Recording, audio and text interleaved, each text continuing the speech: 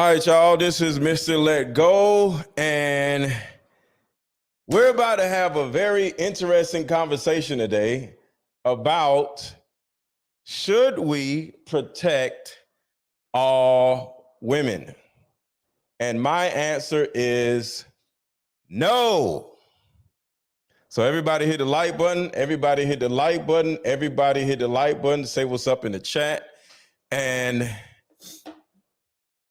we got to talk about this. I've had so many conversations with women about why or should, what's up, Shira, men protect women, right? You hear women say all the time, what do they say?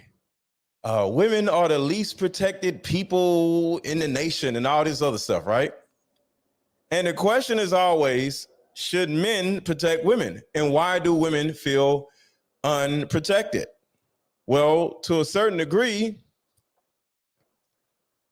nobody cares that they don't feel protected. Because you know why? It's because, what's up, Thomas?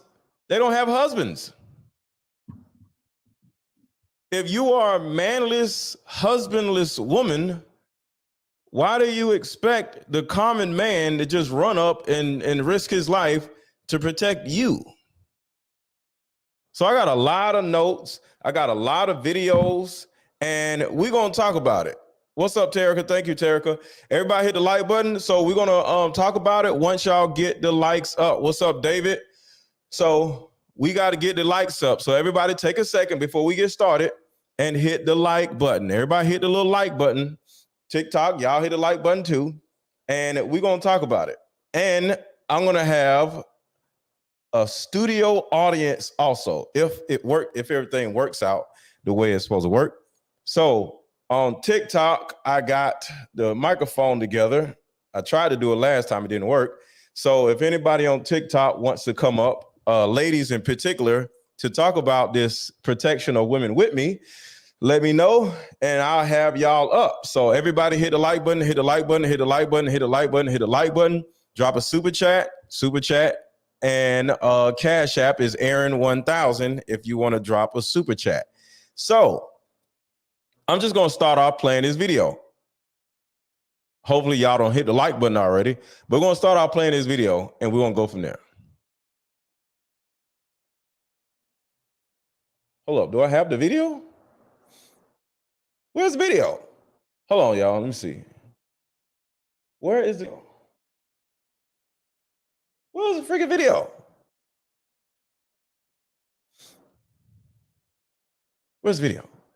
Okay, so this is one of the videos right here. Oh, I think I know what it is. All right, hold on a second. I'm gonna play this video. Women that are like, I would never let my husband tell me what to do. You know, it baffles me the amount of women that are like, I would never let my husband tell me what to do. I'm not his child. And these same women, they'll go to work. Their boss says, hey, I need you to turn this in by 5 p.m. They say, yes, sir. The HR manager says, hey, I need you to stop saying this to your employees. They say, okay. The trash man says, I need you to put your trash cans beside the road on Wednesday mornings. They say, okay, and they do it. The speed limit sign says, don't go past 65. Guess what? They don't go past 65. The nurse says, hey, you have this condition. I need you to take this medicine. They say, okay. Their single friend will say, girl, you don't need to do this for your husband. You need to tell him this, this, and this. And they say, I can trust you. You're the expert. Literally everybody else in the world will tell them, jump. And they say, how high? And they do it. But when your husband, who has a covenant with God to protect and provide for you, tells you, hey, I don't think you should do this. Yes, you should do this. No, you should not do this. It's a problem and you're oppressed.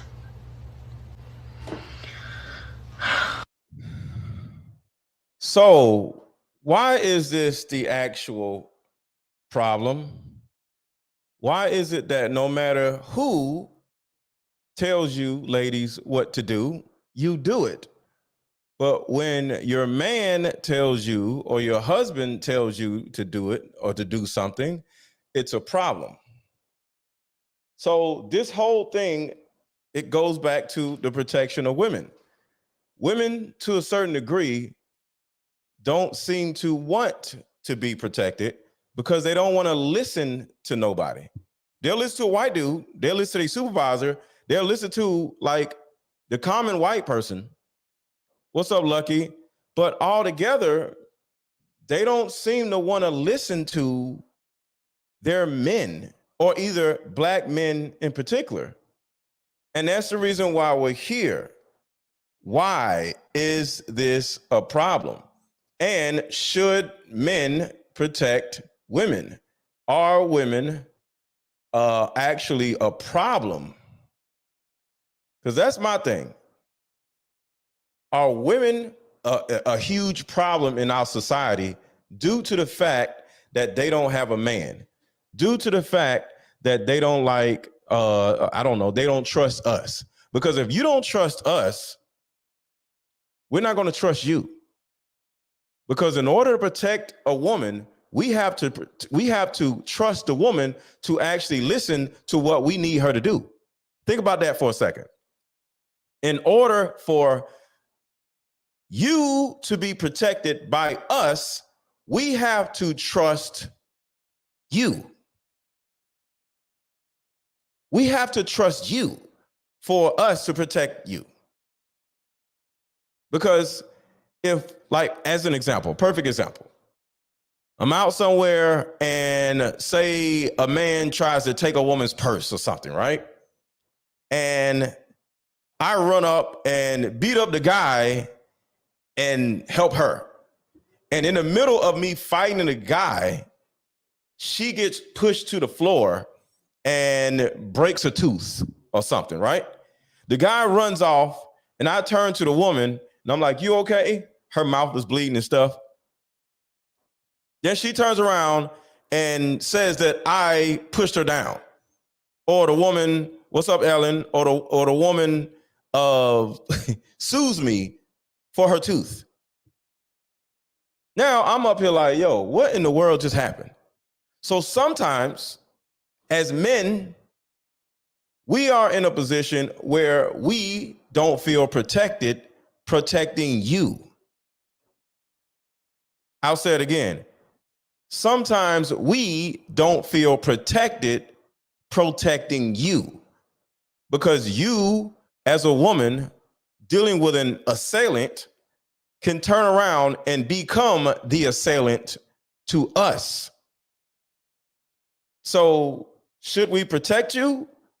Absolutely not. And the way you have to be protected as a woman, it will behoove you to be protected as a woman, is to simply have a husband.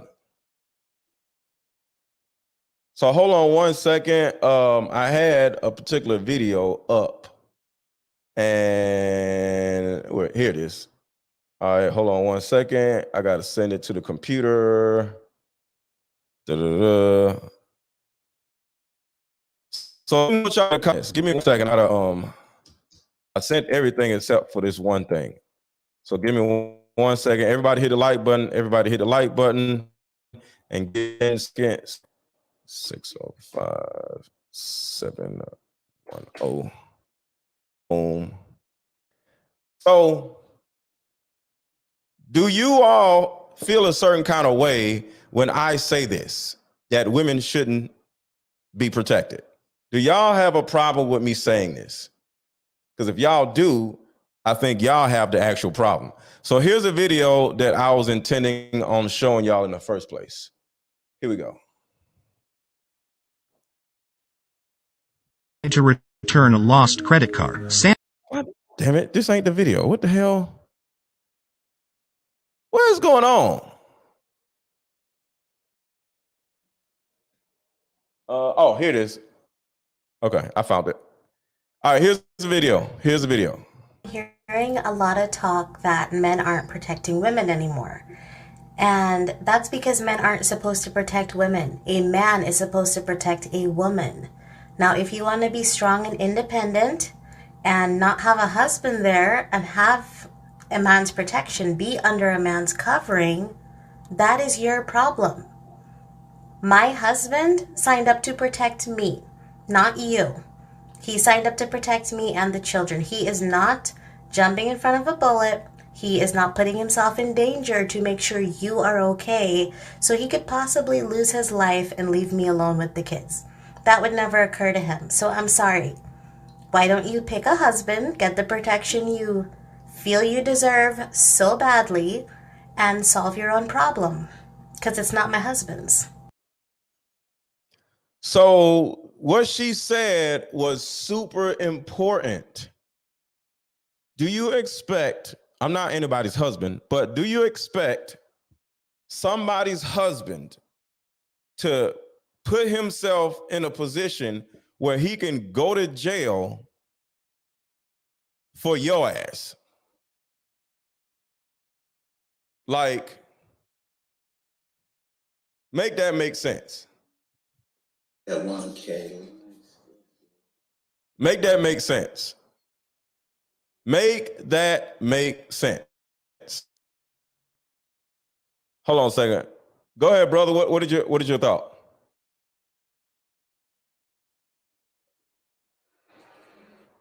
I don't know what the hell he's doing. Let me get him out of here. So, Want a battle? hold on. So, I want y'all to think about that. What are we doing? What are we doing? You actually think a woman who has a husband wants her husband protecting one of y'all? Why? How? Make it make sense. So if a woman doesn't want her husband protecting you women, would you get mad at her? No. So why would you get mad at us for not wanting to protect one of y'all? So I got some notes. If you aren't married, you don't deserve protection. If you are not married, you don't deserve protection. And everybody hit the like button. Everybody hit the like button. Everybody hit the like button. If you are not married, you do not deserve protection. And why do you think you deserve protection from random men? I want to know that. Hit the like button, y'all. Why do you think you deserve protection from random men? Why can't you find a husband to protect you? Why can't you find a husband to protect you? Why can't you find a husband to protect you? Because that's the biggest thing that women don't understand. Women want a man when it's convenient for her. Oh, girl, I got a man. I got a new boo. Okay, why you ain't got no damn husband, though? A lot of you don't want a husband. A lot of you are afraid of men to the point where you don't think you need a husband.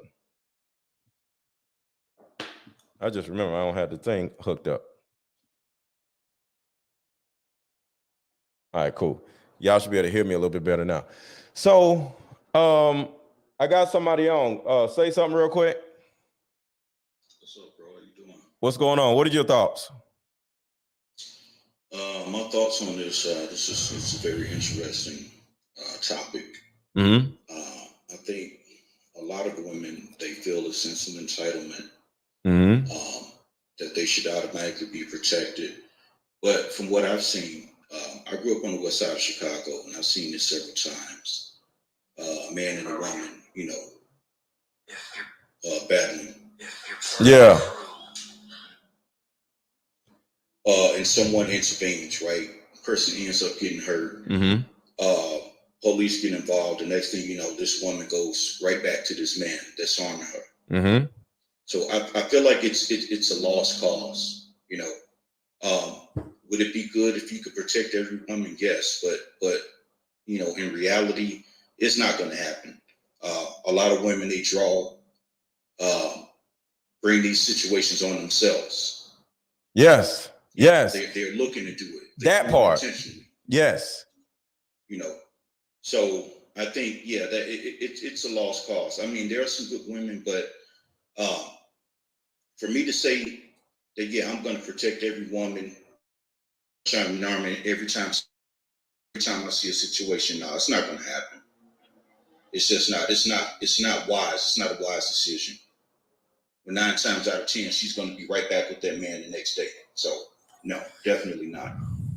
All right, thank you for saying that because I agree with you. I agree with you. So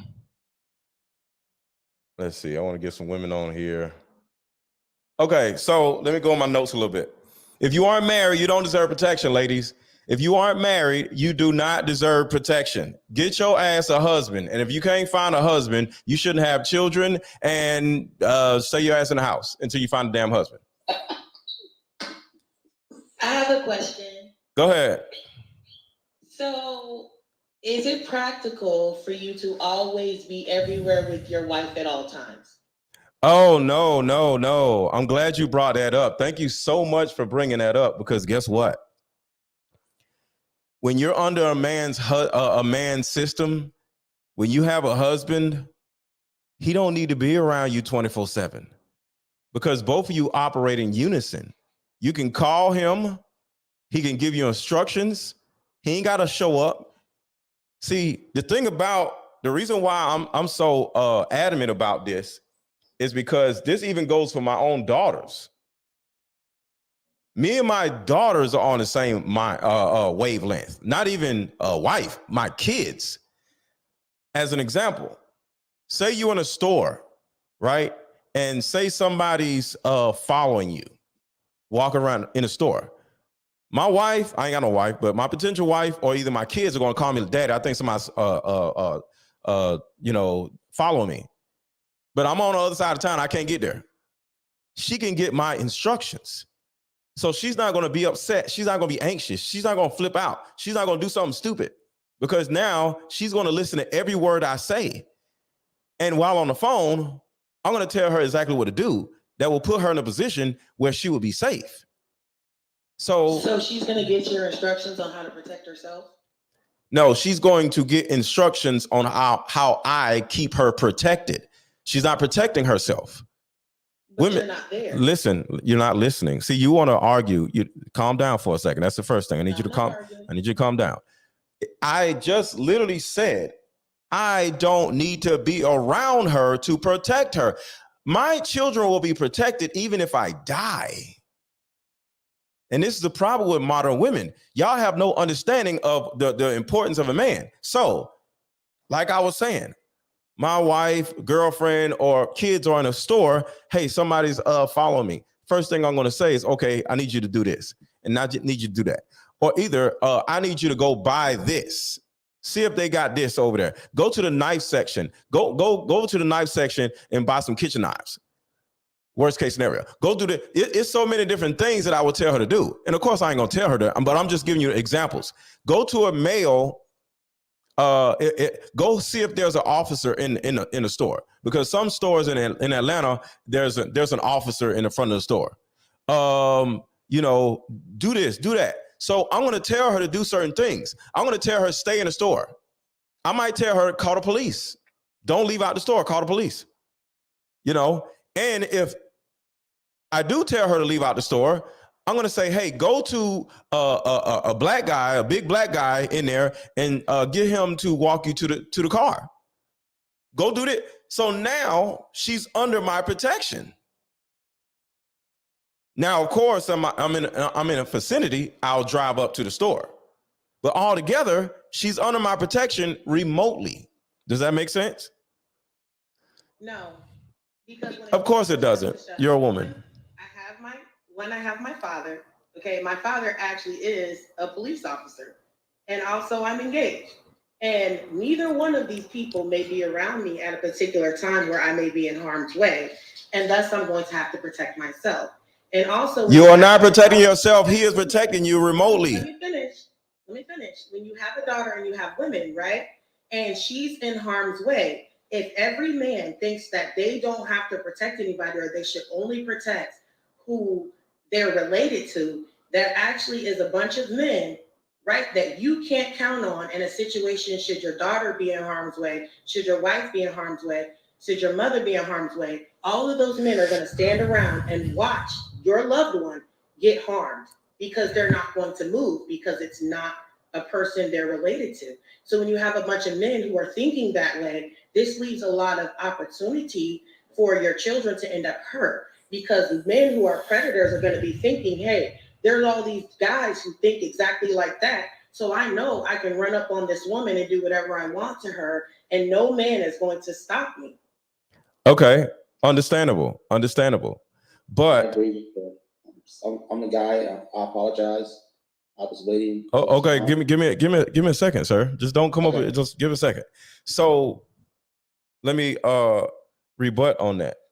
If the common man does not want to protect a woman, there's going to be reasons why, right? So one of the things that I would tell my daughter, my wife, my girlfriend to do, because this is important, because I'm glad you brought this up. I would say, I have my husband on the phone with me, or my daddy is on the phone with me, and he told me to walk up to somebody and get them to protect me. Can you please do that? You, say it's you, right? The woman on here. Say you say this to the guy. It's instantly going to let that guy know, oh, this woman is spoken for. Oh yeah, let me protect her. Because why should they be? Hold on. When a woman is spoken for, she is trustworthy to be protected. And that is the most important part of this, because I was actually going to get into this in my notes. So there's two types of women. There's a modern woman who just run around doing dumb shit, who just don't have no sense, who I'm independent, I don't need no man, that may need protection. And then you have a man's wife, then you have a man's daughter, and then you have a man's girlfriend who is under a particular system that will easily help the man that is at the store identify that this woman is one of us. She's one of us. She has a husband. Or she has a dad, or she has a boyfriend. So I am going to step in for this man that is on the phone with her, because I empathize with what this man is feeling on the phone. And because this man is on the phone with her, giving her direct, helping her make the right decisions, that will tell me that she is now up under a system. So where we walk out the door, she ain't gonna flare.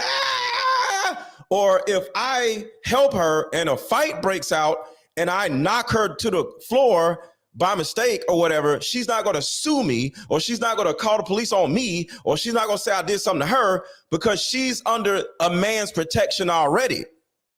See, women who are under a man's protection have more sense than women who are under nobody's protection, and they are trusted more. So since she's on the phone with me, the man that she goes to for protection is going to trust her not to do something stupid. That is the reason why. But a random woman. You want a woman to ask a random man to protect her from a random man just because you asked them to on the phone? Yes. And that's an example. Hold on. She can't protect herself unless she has a gun on her. No, she can't. My daddy raised me to understand how to protect myself. So you don't raise your daughters to have self-defense? Yes, but a woman cannot properly. That is a last resort. A woman protecting herself versus against a man, that is the last resort. You find a man, you don't do it yourself. The last resort is your ability to protect yourself. You are a woman. But why would you go? Hold on. First of all, I just explained that. So you want me to turn around and go explain all that all over again? Yeah, but are you not listening? The man says, no, I'm not going to do that. Okay. Because I don't know her. Okay. Hold on. Guess what? Go to another man. Guess what? So she's supposed to, in the heat of danger, continuously go and find men instead of practicing self-defense in the moment. Okay, stop for a second. Stop. Can you stop for 1 second? Let's have a conversation. Because you'll say something. You think da-da-da. No, let's have a conversation. So my answer. I'm listening. So my answer to you would be, one, there is no heat of nothing because nobody trying to stab her. She's just afraid that somebody's watching her or following her. See, my job as the man on the phone that can't get to her physically is to regulate her emotions. So whoa. My, let me turn this down. So in a series. Okay, I'm not done. You're gonna end up dead. Okay. I'll just wait for you to finish. No, in a series, you're saying. Okay, I'm not finished talking, ma'am. Ma'am, ma'am, do I need to drop you? Calm down. Calm down. I'm laughing. I'm cool. All right. You might want to calm down. All right, we want to try this one more time. I'm gonna have to go somebody else. Can you just calm down? So, no, I am calm. Stop replying. Let me finish. Okay. I'm not. Okay, I'm just going just to cut you all the way off. So,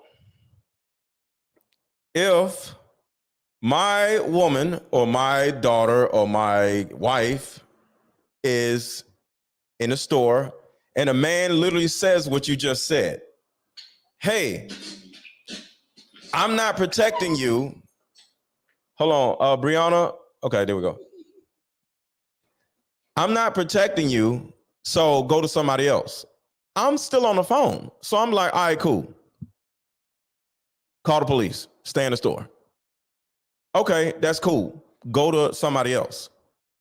So what you're saying is in the heat of, there's no heat of nothing, because as the man on the phone, I am keeping her regulated. And as time is going by, she's still in the store. My woman, my child, or my wife is not going to be sitting here trying to punch a dude in the face and protecting him. Because the thing about it is, what you don't understand is, even if she had a gun or a knife, she's still in trouble. She's still in trouble. And if you have a gun in your pocketbook and you walk out in the parking lot, just because you have a gun in your pocketbook does not necessarily mean you're going to be able to pull the gun out and do what you need to do. That is a last resort. Phone out, and you also expect her to go find her nearest man, but you don't think it's possible for her to pull out a gun and protect herself. She's inside of a store. You can pull out whatever you want in the side of a store. In the heat of danger, you said just because she has a gun doesn't mean she's going to be able to pull it out. Okay, but you expect her to be able to pull out a phone, call you, wait for you to answer, call you, then go find her nearest man, and then put the nearest man on the phone. There's two different scenarios. What I'm saying as far as pulling out a gun is when she's out in a parking lot. If she's out in a parking lot, that's a different scenario than being in a store. Does that make sense? Yeah, we went through a bunch of different scenarios. We went through the scenario of the dude following her. Mm-hmm. You said if someone in the store, her being creepy, then she goes to a safe space and she calls you. Okay, we got that. Now, I said, what if she's in a situation where there's some dude, so just some random dude, because random things do happen. So I'm just trying to make sure you got all bases covered. So some random stuff happens, and some dude just decides that he wants to cause harm to this woman. Let's say that he asked this woman for her phone number because he thinks she's attractive. She says, no, you can't have my number. And then he starts showing his ass and starts making threatening moves towards her. In that situation, there's no man going to intervene, because all of these men are stating that they're not going to intervene on a woman's behalf if the woman's in a dangerous situation that they don't know. And in that situation, she has to think for herself. You're not around, nobody's around. So what does she do? Okay. Okay. Stop for a second. One of the contexts is that I haven't gotten to yet, which I appreciate you bringing this up, is what you don't understand as a woman is, one, this is the reason why, one of the reasons why you need a husband. Because if a man walks up to you and tries to talk to you, you show him your ring. Oh, I'm married. That's the first thing. That is the first. I'm not done. So that is the first thing. And that is the actual reason why women wear rings on their fingers, to just simply symbolize to the man that tries to talk to her, I'm spoken for. And there goes the word again. Well, the phrase again, spoken for. So I want you to think about this. When a woman is married, she's spoken for. That's the first thing.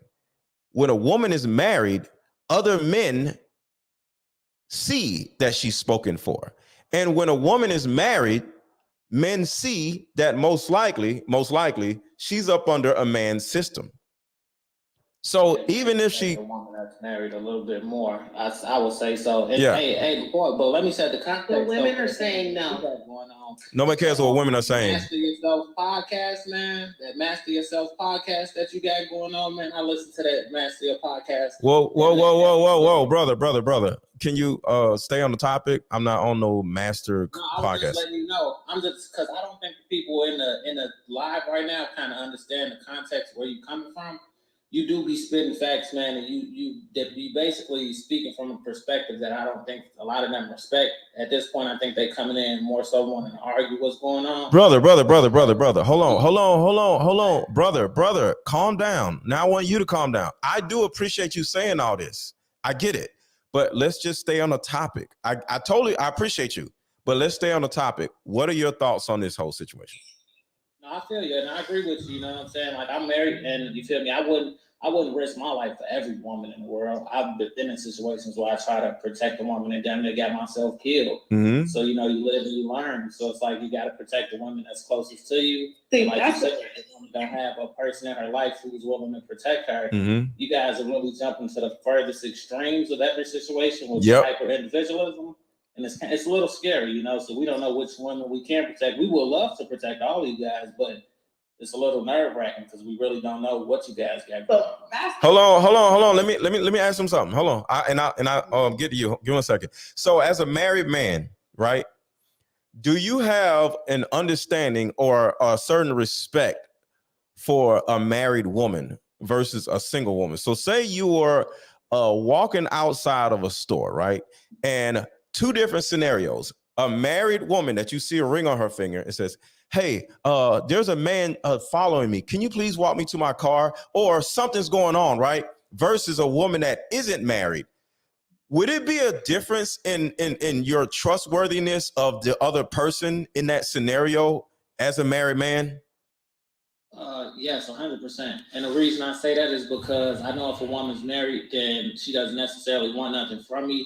If a woman's not married, then she could be trying to push up on me. I've had plenty of cases where women try to push up on me. It could be a setup. It could be a setup or anything. So, like, you know, let's say I'm in Walmart and a woman can't reach the top shelf or something.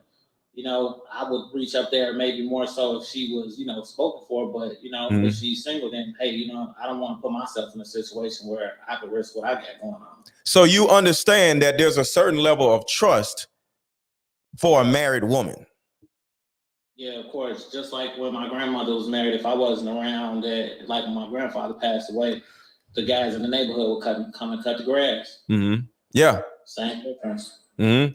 So with all that being said, and I want the young lady to respond. What's your name? Jassy? Jassy. Okay, Jassy. Do you at least see that particular context where man sees a married woman as more in position to be protected? Because even if I had security, right, I do an event, right, and I paid the security guard to protect me, he is going to protect me, but he has to trust me to allow him to protect me. You feel me? So the security guard may, before the event starts, like, all right, these are the exits we got right here and we got right here. In the case of emergency, I'm going to need you to follow me and listen to everything I say without any problems. Are you okay with that? Yes. All right, cool. Because he needs to protect me, but he needs to trust me also, because you can't protect a person that you can't necessarily trust. And in a lot of cases, not every, a married woman is more trustworthy in a situation like that than a woman that isn't married, because the married woman has a protector already, which means she already knows how to be protected. And a lot of you ladies out here have never been protected by a man, and Jassy has a mindset like you have. Protect myself, and I just pull out my gun, and next thing you know, you've been on shot 2 other people because you don't know what the hell you're doing. So the common woman isn't trustworthy enough for us to protect her. And everybody hit the like button. Everybody hit the like button. Everybody hit the like button. Go ahead. Everything you're saying might work with somebody that doesn't have a father, but once again, I was raised with a father. Mm-hmm. All of my self-defense training and arms training has come from an Army veteran as mm-hmm. well as a police sergeant. I love that. Okay? That's dope. That may work. What you're saying may work for somebody that has not had men around and in their lives, mm-hmm. but I have. Okay. Okay. The first time I got hold on. 21, and I'm getting married again. I'm currently engaged. So I love it. If you have a bunch of men out here, right, who, if they have it in their mind that they're going to harm a woman, they're going to harm a woman. They don't care nothing about no man. If we're talking about statistical data, by stats, y'all can't even protect yourselves and you yourselves are in harm from other dudes. Okay, dudes do not respect a ring. They do not respect. Literally, y'all ain't respect my ring this whole damn time, talking to me as if I don't know anything about being under a man's protection. So I know for a you just started showing your ring. The street would be the exact same way and wouldn't think about it at all either. Okay, I'm saying because of the statistical data of the degree and work in which women are being harmed, you don't have time to sit up here and wait or ask a guy to do this or that. These women have to learn how to protect themselves, and any man that loves them and cares for them would teach them self-defense and teach them how to take care of themselves in his absence, because anything could happen. And you can have a bunch of dudes who are standing around and they're not going to help. And when I see things happen to women on the street, I do see what you dudes are saying as far as men not being willing to help women they don't know. Mm-hmm. But you know who I see hops in to help these women that they don't know? Other freaking women. So my point is, I think that women care more about women. Women care more about women's safety, and women care more about the outcome. They don't feel like a woman has to qualify. A woman got to be this or she got to be that to be protected if there is immediate harm and if she can do something about it. Well, there's a reason why. People deciding what you're going to do based upon how a person looks is the same way that society decides and determines if they're going to help you or be respectful towards you as a black man. They could say, you don't look like a black man that has good sense. So if something happens to you, I'm just going to mind my dang business. And that ideology and thought process is why we see some of the issues we see today. I'm going to treat you like a human being and do my best for you as a human being because you're a human being. Not because I got to see what type of man you are. I got to see what you're coming with. I got to see if you listen, if you got good sense. I got to see if you're under the protection of a woman. No, I'm just going to, by instinct and nature, do the right thing at the right time. And that's it. Okay, I have a question. Hold on. Whoa. Everybody stop. One, are you leaving? I want you to stay on there. Jassy? Will you bring me back up if I come back around? Because I'm cooking dinner right now. Yeah. I'll just stay on mute. Yeah, just stay on mute. Stay on mute so you can hear me. So one thing I want to say about you, Jassy, is one, you just opened your camera up and I was able to see that big ass ring. Do you know, are you aware of that? Yes. Okay, so that's the first thing. And two, do you see how you use your ring hand to explain your point because you're proud of the ring that you have on your finger? Is that true? No, because it's a part of your point. Okay, yeah, okay. So what I'm saying is implying that I'm supposed to think differently as a woman who is tied to a man, and I don't think differently. Okay, well, that's between you and your man. So you are spoken for. You are not only under your dad's protection, you are under your future husband's protection, which is dope. Now, everybody on TikTok was able to see that big ass ring. that is an example of what I've been saying, because it has to be a qualifier for any of us to be protected, because we have to know if this person is one of us or not.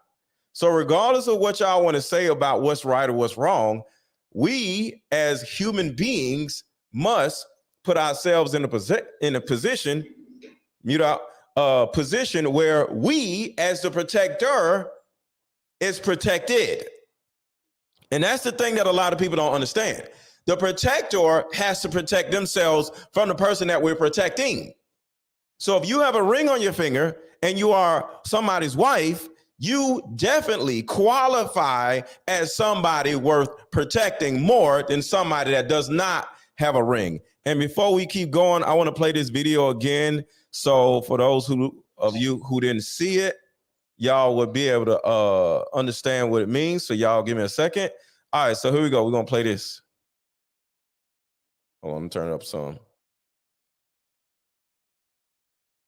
All right, everybody listen. So I've been hearing a lot of talk that men aren't protecting women anymore. And that's because men aren't supposed to protect women. A man is supposed to protect a woman. Now, if you want to be strong and independent and not have a husband there and have a man's protection, be under a man's covering, that is your problem. My husband signed up to protect me, not you.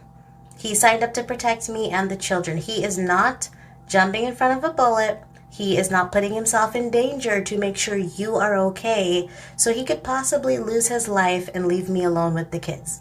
That would never occur to him. So I'm sorry. Why don't you pick a husband, get the protection you feel you deserve so badly, and solve your own problem? Because it's not my husband's. So one thing Jassy said was, and I'll get to you. Hold on.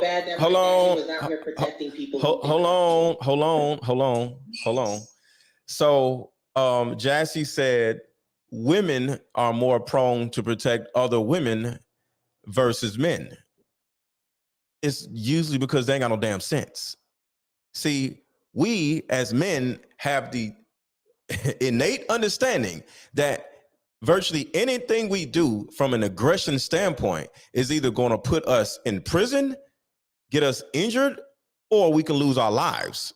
So this particular person in front of me has to have an identifier that will tell me that this particular person will potentially cooperate with me while I'm protecting them.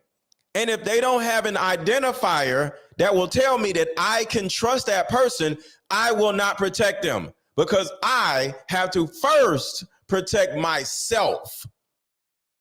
There is a certain amount of self-preservation that has to be there for any situation. And for Jassy to say, I would fight somebody, No, that's not the way it works. Your number one protection mechanism as a human, as an animal, as a fish, as a bird, is to take your ass on somewhere, which is run.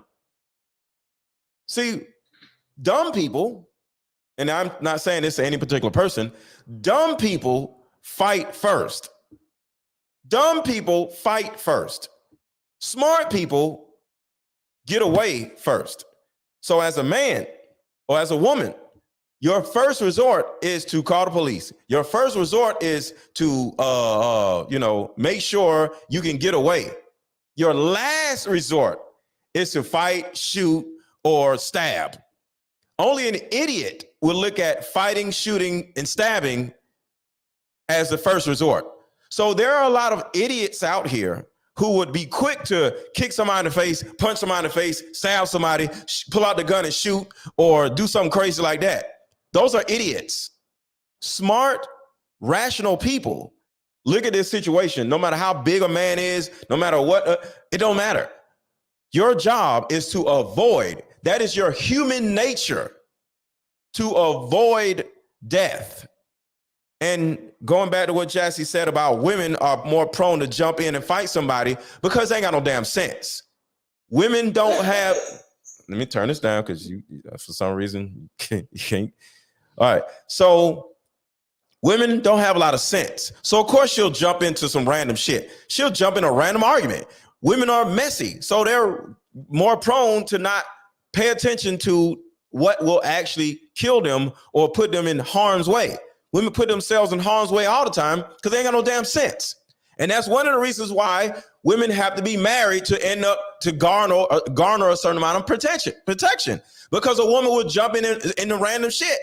Sometimes a woman can be. It's an instinct to protect someone from harm. No. It is. No, it's not. No, it's not. I think for women, we're No. nurturers, so we see things differently. No, it's not my instinct to protect other people. No. I will stand in front of any woman because I care about those things. Like if I see somebody's kid is in harm's way, my first instinct child is different and help the baby. Do you know why it's different? A child is different. Do you know why a child is different? A couple reasons. I'm listening.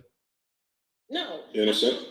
Child is innocent. It's my instinct. No. Do you know why a child is different? To assist them. Do you know why a child is different? Hold on, sir.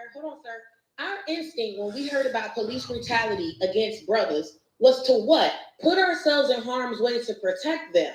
Nobody felt that it was stupid when I was out here marching for Black Lives Matter. Can we get back to the child? Stop. Guys, stop. When I was sitting up, ma'am, we're talking about a child. Ma'am, nobody wants you. Nobody cares about you protesting. Stop. We're talking about this. In those protests. We're not talking about that. We're talking about a child. Can we stay with the context right here? A child is innocent. Thank you. Can y'all stop for a second? Stop. Okay, I'm turning y'all down so nobody can hear y'all.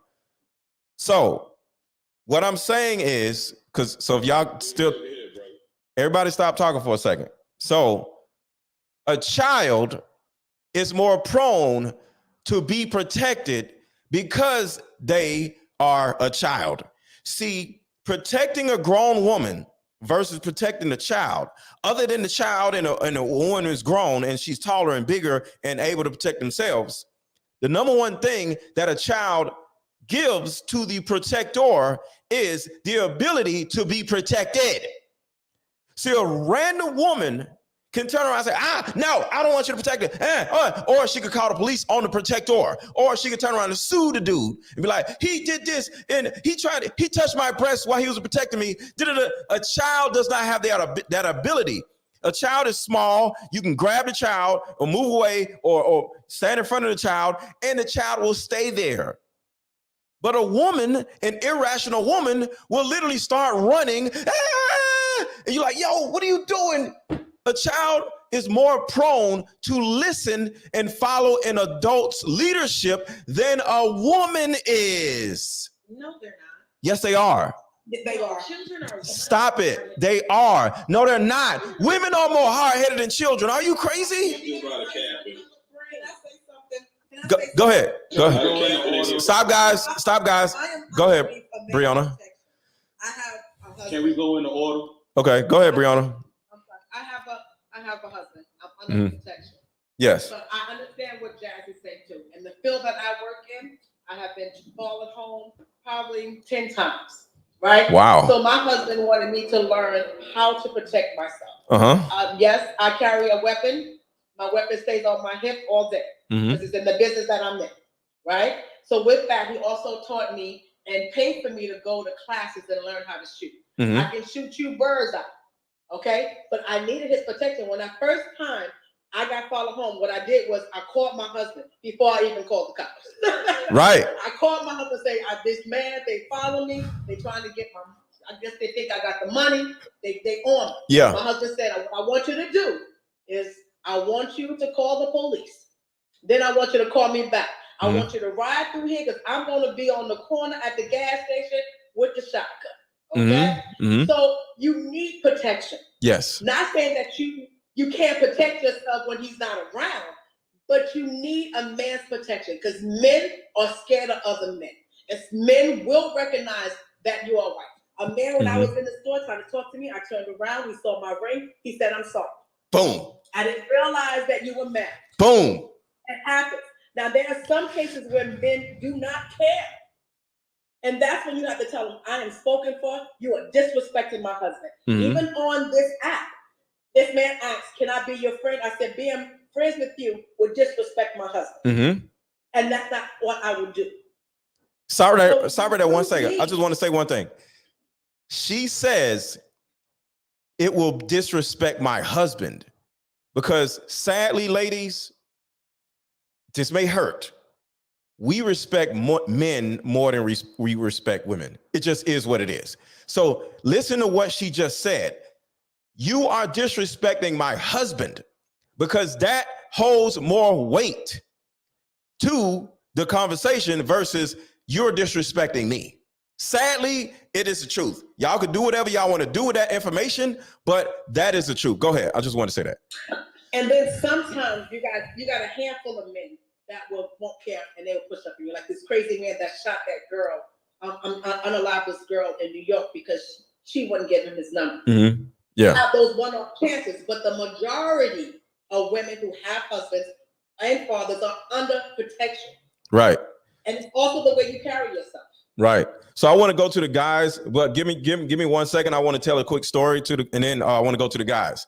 So one time my daughter had a road rage incident, right? She calls me and said, Daddy, this guy, da-da-da-da. I'm like, all right, I'm on it. So I used to have a job.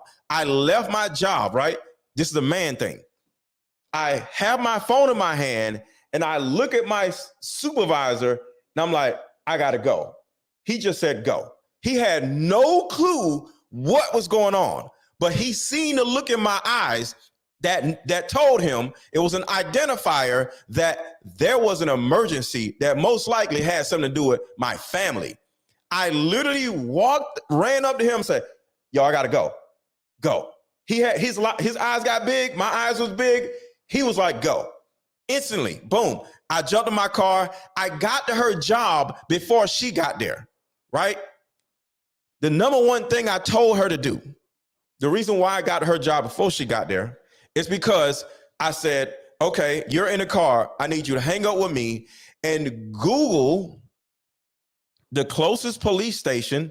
I'm saying, I'm not Google, put the police station in your GPS and drive towards the police station, not your job, right? And then call the police because now you'll have an understanding of what jurisdiction you're in. Because sometimes, because women don't know this, as you're on the freeway, you can call the police and drive out of that particular police jurisdiction if you're driving fast enough. Next thing you know, a police officer can turn around and say, you're out of our jurisdiction. So I wanted to make sure that she was going in the direction of the police station that she was in a jurisdiction of, so she won't go outside of that police officer's jurisdiction. So that is an example of the instructions that a man, father, husband, boyfriend, whatever, brother, will give a woman who is in duress. Certain things she needs to hear, certain things she has to understand. Hey, you can't just be on the freeway and say, let me call 911, because by the time they answer the phone, you ain't in the jurisdiction no damn more, and now you are in you just put yourself in danger all over again. But you Google, or however you want to do it with your phone, take me to the closest police station. You can talk to your phone. Some people don't do it. Take me to the closest police station, and then you call the police. Because now you know you're not going to go outside that jurisdiction. All right, guys, go ahead. Guys only. Yeah, bro. Yeah, brother. Yeah. So I did a video about that this morning. Right? Bro, just wait in line. Go ahead, brother. Go ahead, Jimmy. Go ahead, bro. You got it. Yeah, I've been in the queue for a minute. I was in here before. Okay. Two other people. Just go, man. It's okay. Yeah. I just want to share a short scenario. I do believe in civility, so that's why I kind of asked permission to go. I had a friend, his mother was in an abusive relationship, and make a long story short, the abuse got to the point to where the father came into her job, right? And mind you, her father, in helping her, he had took her to gun training. He bought her a revolver and took her to the gun range to show her how to shoot. because he couldn't be with her 24/7. Okay. So her ex came into the store at her job and began to assault her in the job. She emptied 6 rounds from a 38 into his torso, okay, because she had been to gun training. Yeah. He still was able to eat those 6 bullets and unalive her within less than a minute of getting shot. Right. Okay. Then took his own gun and unalived himself. Okay, as he was bleeding out. Yeah. The moral of the story is men have a different way of seeing things. A lot of women aren't aware of their surroundings, which is why they get in a lot of these situations. Yep. Okay. She did not see this man pull up in the parking lot. She neglected to notice him getting out of the car, walking up to the door of the store. When the bell chimed at the door, she still didn't recognize that he was in the store. Okay. He got close enough to her to start assaulting her before she could even defend herself, even though she had a gun. Right. And that's what brother MrLetGo is kind of letting you guys know, that there's a certain mindset that us as men have, that why a woman should always listen to her man. And like the woman up top just said, she called her husband before she even called the police. Because guess what? Even though the police are trained, police is not going to engage until backup is there. Okay? Don't care who he is. That's why they send 2 cops, because even 2 trained cops know that there are protocols to protection. Right.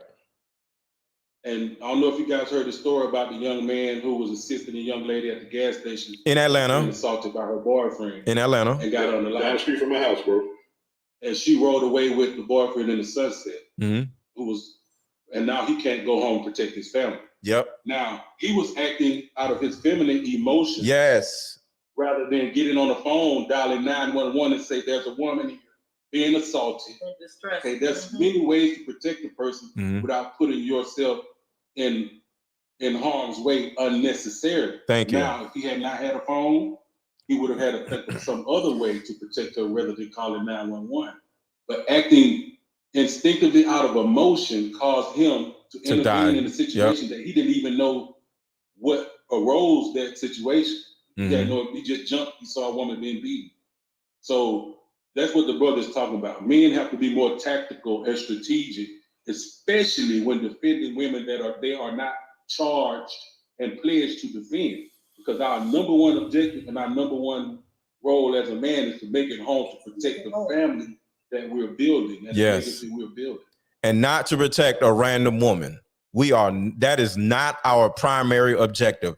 A human being is not, their nature does not say, oh, let me protect this other person. No, it's our nature to protect ourselves. And as long as we feel protected, we can now go outside of that sphere of our own protection and protect another person. But we have to make sure we are protected, because the way your brain is, your brain will protect you from yourself. Some people can unalive themselves or whatever, but that's against nature. I don't even know how that actually works. I think any person that's able to do that is paranoid, schizophrenia, or something has happened to their brain, because your brain isn't supposed to allow you to actually do that to yourself. So your number one job, your brain's number one job, is to protect yourself and not other people. So go ahead to the other guy. I don't know your name. Hey, brother, what's going on? Can I just say one short thing, MrLetGo, before you go? Go ahead. Some women, when they know they have protection, they will be extra combative because they know they have someone to come to their aid. Now that she's married, submitting to your protection. Then not like then they don't love the man. Right. Because I would do nothing to put my husband in harm's way. Facts. With my mouth at all. Right. That's why I was gonna say, not a married woman. If we get into an altercation, I don't say anything because that's what my husband do. I am not going to make it worse for him. Right. I'm going to protect him. I got his back. I'm not going to let him just sit there. I'm letting him know I'm quiet and I'm watching. If you try something stupid, you're going to not just worry about him, you're going to worry about me too. I would never do anything to put my husband in harm's way. And we've been married 30 plus years. Thank you for saying that. So that's the difference between a wife and a sister, somebody that actually loves this person and has ties to this person, right?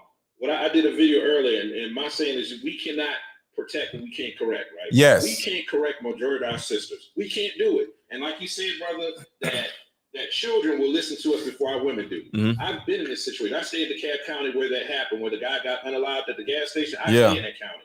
That's down the street from one of the houses that I own, right?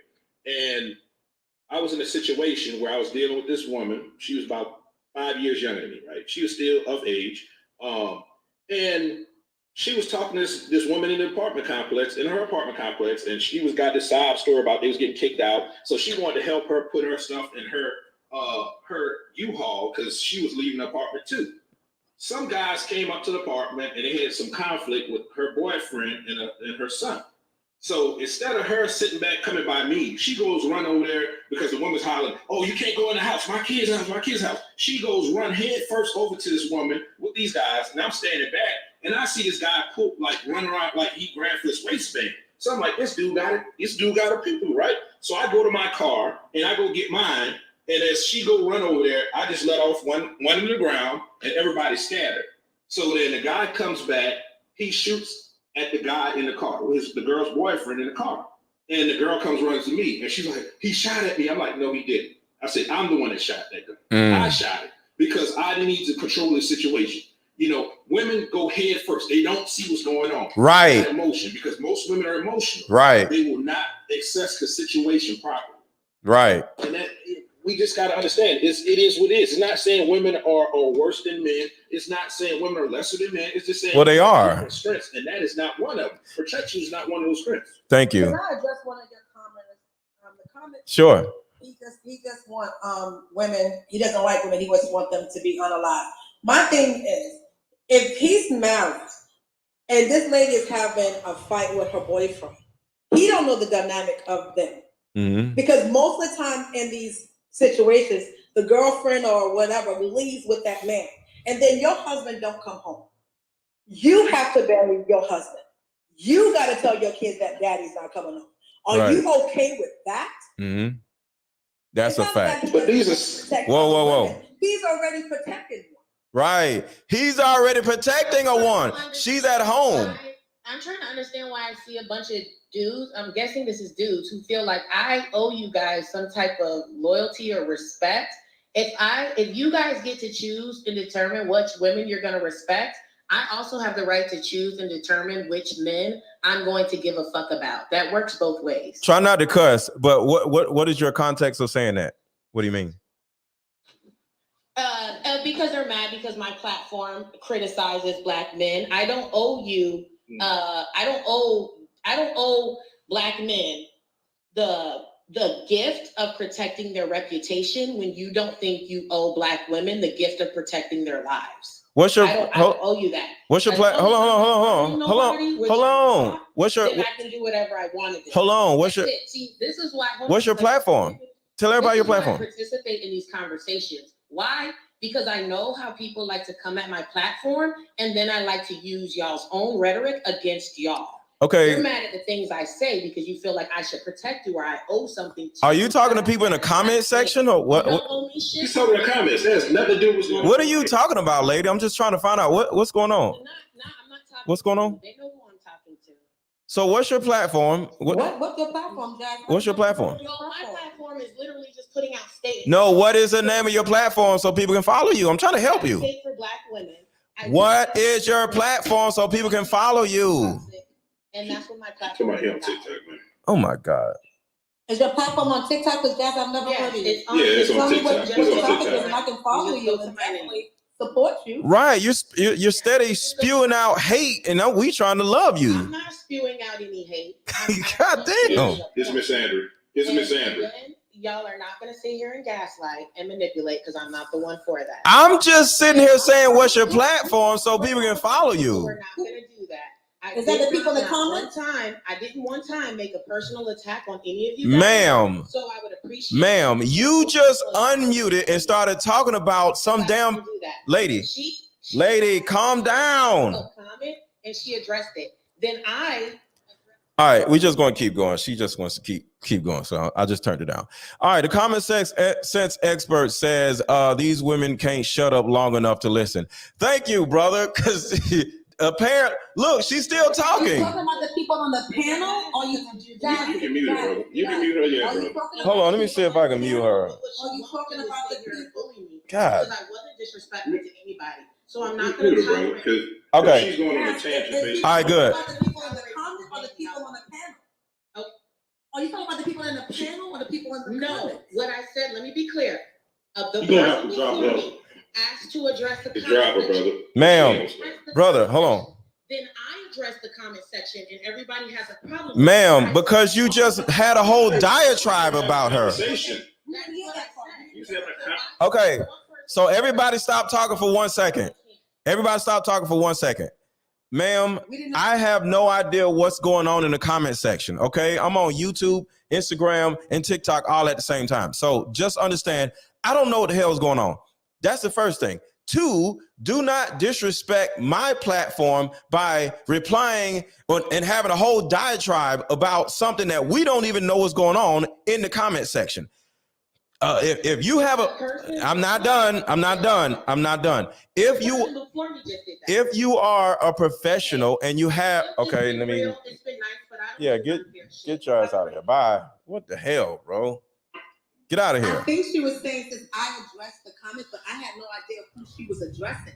Because when I said to you, yeah, a comment, then you said, okay, I did it. Right. But I didn't know who she just came on, and I thought she was talking about one of us, and I said none of us even said anything like that. But just understand, right? Some of these women are so angry where they just gotta spew out their anger whenever they get an opportunity. So it's like second the person comes up on a platform, they just want to blah, because it started off like that. She didn't even want to have a conversation. She just wanted to spew out, well, we got to protect ourselves, and then she turns around and says, women would protect other women. Yeah, because they ain't got no damn sense, just like you ain't got no damn sense.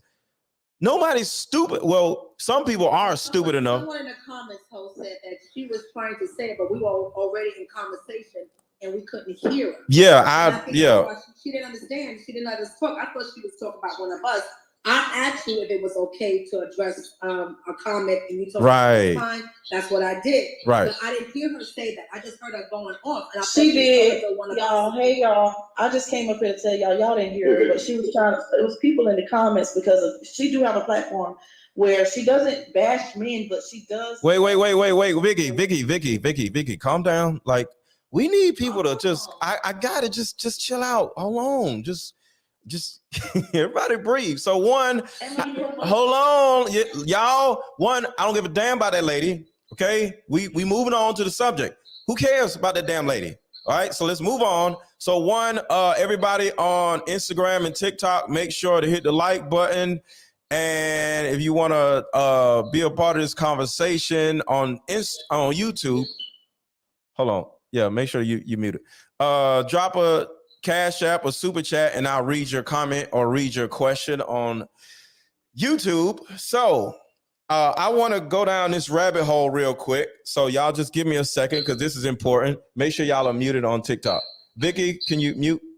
Because I hear feedback. Okay. All right. So this is something that's important for everybody to hear. In the way the world, the way our cities and the way our communities are supposed to be, and this is a message to you, independent, no man having as women, because it's important. All of the women in our communities, in our cities, in our culture are supposed to be spoken for by a man.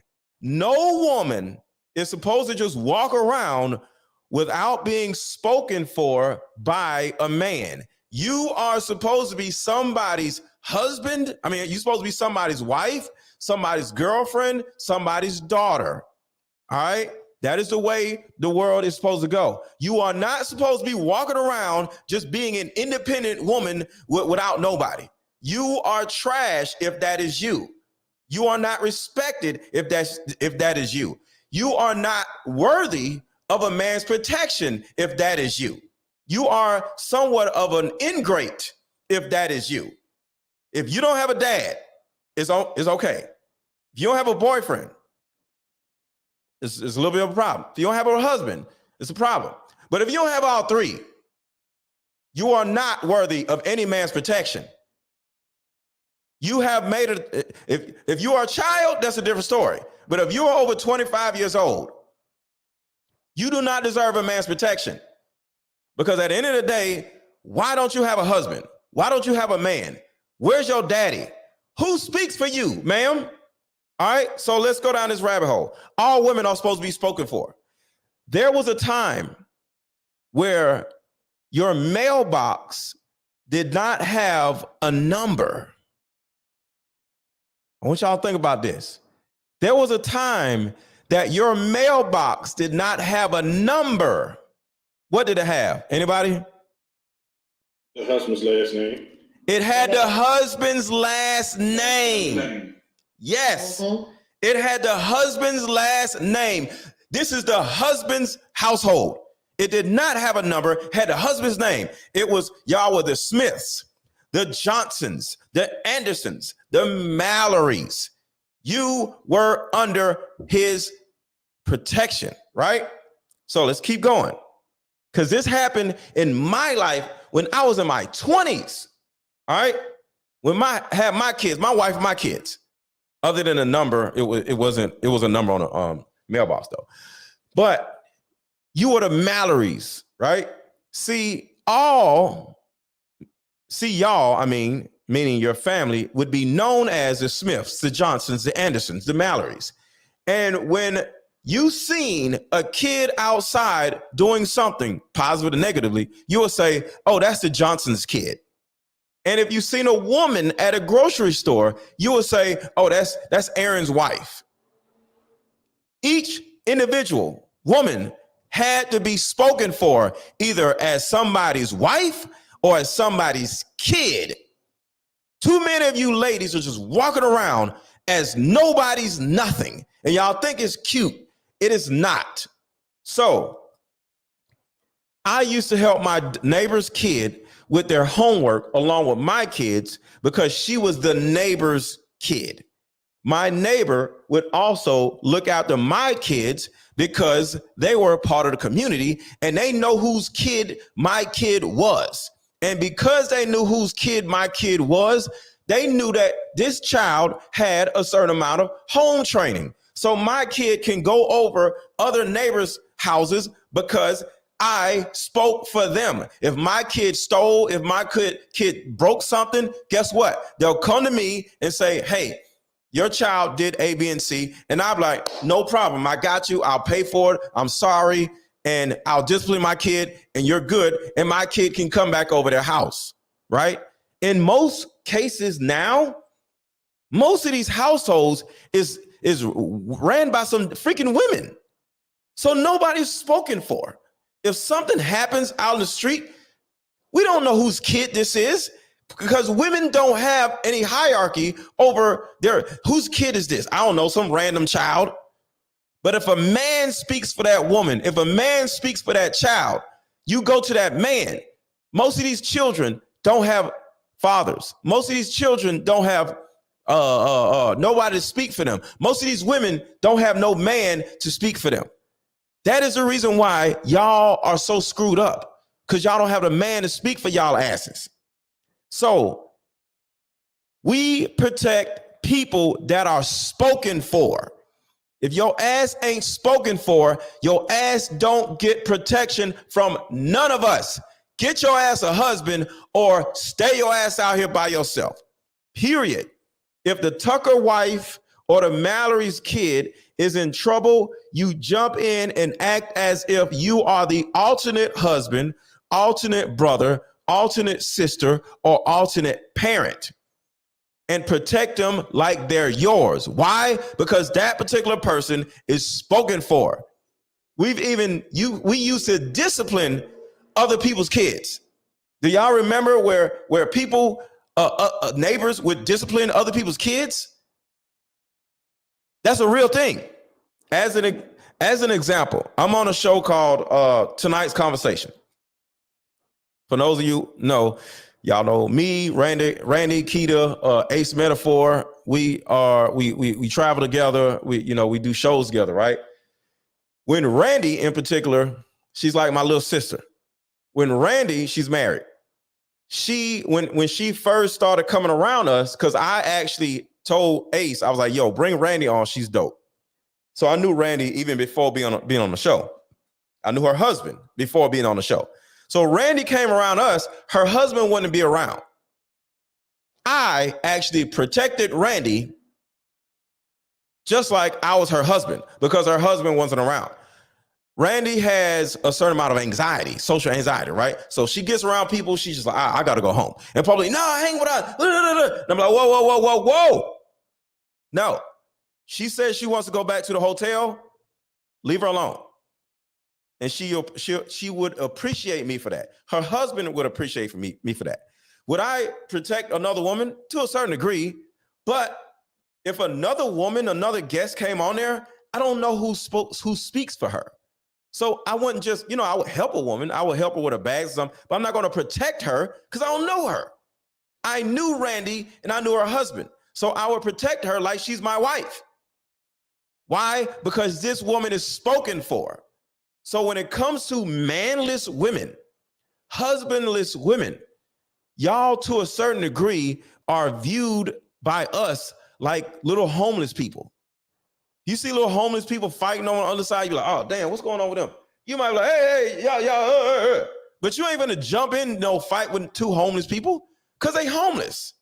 They might have a disease or something. It might be a setup.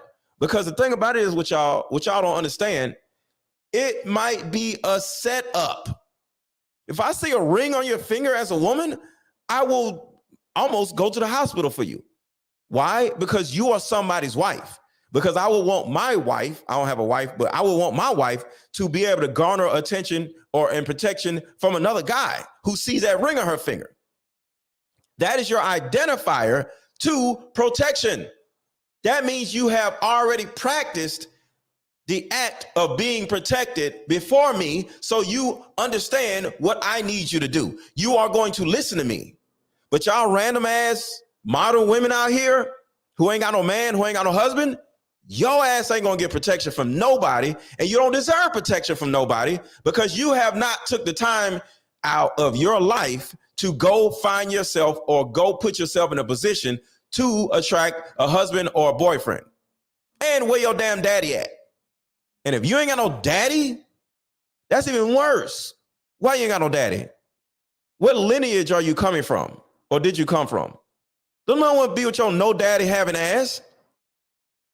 So if you don't have a daddy, it's okay. Get some therapy and get your ass a husband. But if you don't have neither, to a certain degree, you're an ingrate to the rest of us. Go ahead, y'all. Yeah, I was gonna say, brother, a lot of these women attitude is the very reason why they will not have protection. Right. A lot of aggressors will not even target women if they know who they are attached to. Yes. If you know she's married to Mr. Johnson, and guess what? Nobody will mess with her. Know how Mr. Johnson get down. Yes. So Mr. Johnson don't even have to be around, right? Mr. Johnson will come after your family, right? Exactly. Mr. Johnson will come after your whole family. When you was mentioning about you being a protector remotely, you understand? That's where the remoteness comes in there. Yeah. That's where that ring comes in there. You understand? They know that she has a remote protector. That even if you do get away with harming her at the moment, you got some serious repercussions. We will come find you, right? Me and my that will not come into play if you just call the police. Because guess what? The police gonna put out an APB and they're gonna wait to pull you over. They're not gonna come looking for you like that. Right. And that's what gives these women a false sense of security, because they can call 911 or they can buy a handgun. All right. Most aggressors, if they really want to get you, they're not thinking about the police and they will eat them bullets. All right. Yep. Rarely, if you don't get a headshot, all right, that man want to harm you, you still gonna be harmed, even though you get a few rounds off into him. Okay. That's what a lot of women don't understand. But if that man know who Mr. Johnson is and how he get down, He gonna move on to a woman who has no protection, who's not married, who is not attached to any men. When she goes out, she's always by herself or with a group of ladies. Okay, that's why women over in Africa, they travel with the men in their family. They go out with the men in their family. Yeah. So that is broadcasted. She has a host of men who will come to her defense, if not to her vengeance. All right, to avenge her if she's harmed. Right. And that's what you women have to realize. When you ostracize men, say you don't need men, try to diminish our roles without even knowing the full dynamic of why we have these roles and what these roles are, you put yourselves in harm's way. And that's why Black women are the most unprotected class. It's not because the men don't protect them. It's because they don't protect themselves by surrounding themselves with men that protect them. All and facts. the sister said, there's not enough men for every woman to get a husband to protect her. That's why women around the world share. Yo. Brother, can I address something right quick? Can I say something? Can I say something? I just joined. And I apologize, brother. It's not my intention to. Hold on. Ma'am. If you just joined, you got to wait your turn. So go ahead, brother. So somebody had asked me about, so you only have couth if you fear another man, not because it's right. Seriously. So the thing with that is that, no, we understand there's a level of threat against man to man, right? Right. It's not about all men doing this. It's about the men that are the wrong type of men, right? The wrong type of men understand that I might have to deal with another woman's husband if I do something to this woman. It's about the wrong type of men. It's not about all men doing this. Men have a mutual respect for other men because they fear violence. We don't fear women's mouths. Women do a lot of talking, right? They do a lot of running their mouth about stuff and arguing and all this other stuff. We don't fear that. The men that are out there to do other women harm, they fear other men. Mm-hmm. They fear being unalived by other men. They don't fear you. So the thing is that, like the brother below me was saying, Jimmy was saying that our women remove their own covering. They remove their own covering through feminism. Yeah. So why should a man try to fight you to make you know that feminism was the wrong way to go and that you need our covering? We shouldn't have to fight you to protect you. And that's why I say you cannot protect what you can't correct. That's a fact. You cannot protect what you cannot correct. Ladies, you have to put yourself in a controlled environment in order to prove that you are okay with structure. A lot of these modern women have no understanding of structure, and you are all out here looking crazy, just looking dumb, and don't nobody want to be around you. But go ahead, sis. What's your name? Okay. My name is Southern Belle. Southern Belle. Okay. Yeah. So, and I apologize because I don't know how to tell what order we're supposed to be going in. Okay. So it wasn't my intention to interrupt. I just didn't want us to start straying too far from the point that you made, which is why I asked to come up. So I think sometimes you guys can be a little crass, and I think sometimes maybe it's intended to be a little triggering, and I can understand why, and to a certain extent. But you all have to understand everybody's situation is not the same. Some women do not have fathers because their fathers have passed. They do not have husbands because their husbands have passed. Does that mean that they're not worthy of a man's protection? Well, let me answer that real quick because I want you to keep going. But women love to conflate and use this as an argument to make somebody feel something. If you have a husband, you have a husband. Even if he's dead, he's still your husband. If you have a dad in your life, you still have a dad in your life, even if he's dead. Hold on. I have HAVE. I explained earlier that my children will be protected by me even if I'm dead, because my children literally operates under my system.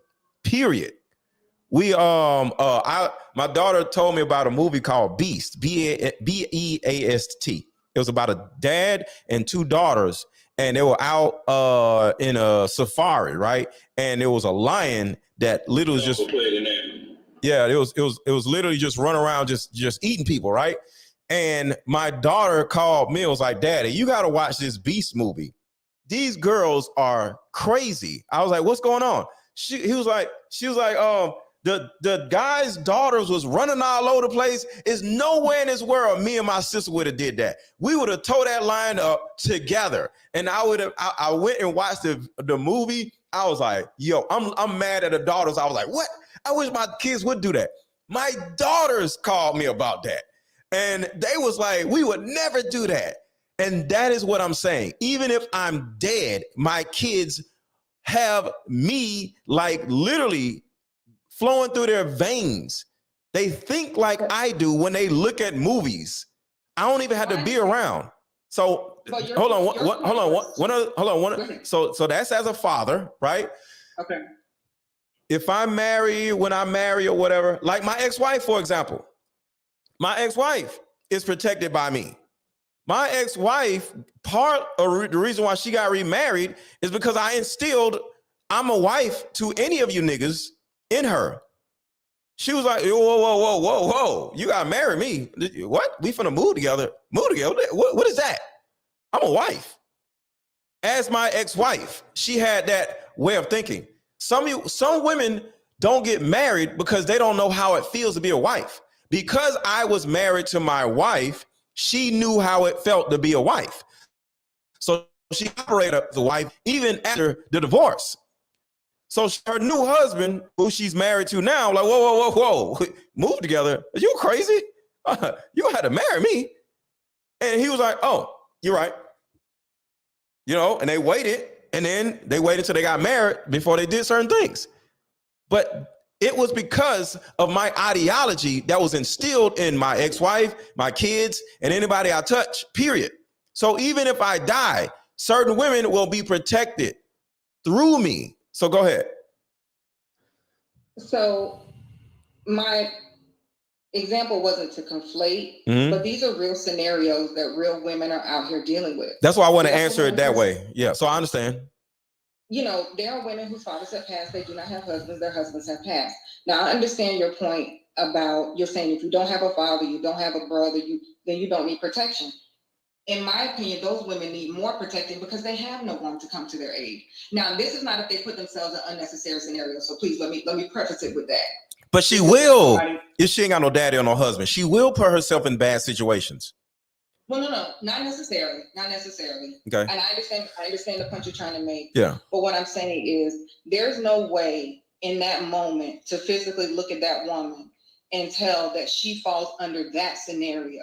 If you're looking for a physical, tangible symbol of a ring, let's say she got, her husband passed and she's finally to the point where she doesn't feel like she wants to wear her ring. She's ready to move on. Mm-hmm. There's nothing to qualify her as someone who at one point under your, guidance was worthy of protection. So then do you leave her out?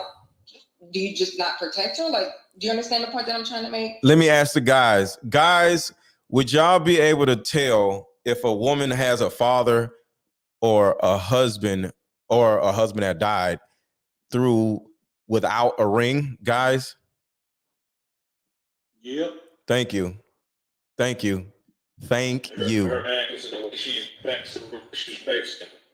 Right. We can tell. Women don't. What did he say? He said, a lot of women don't.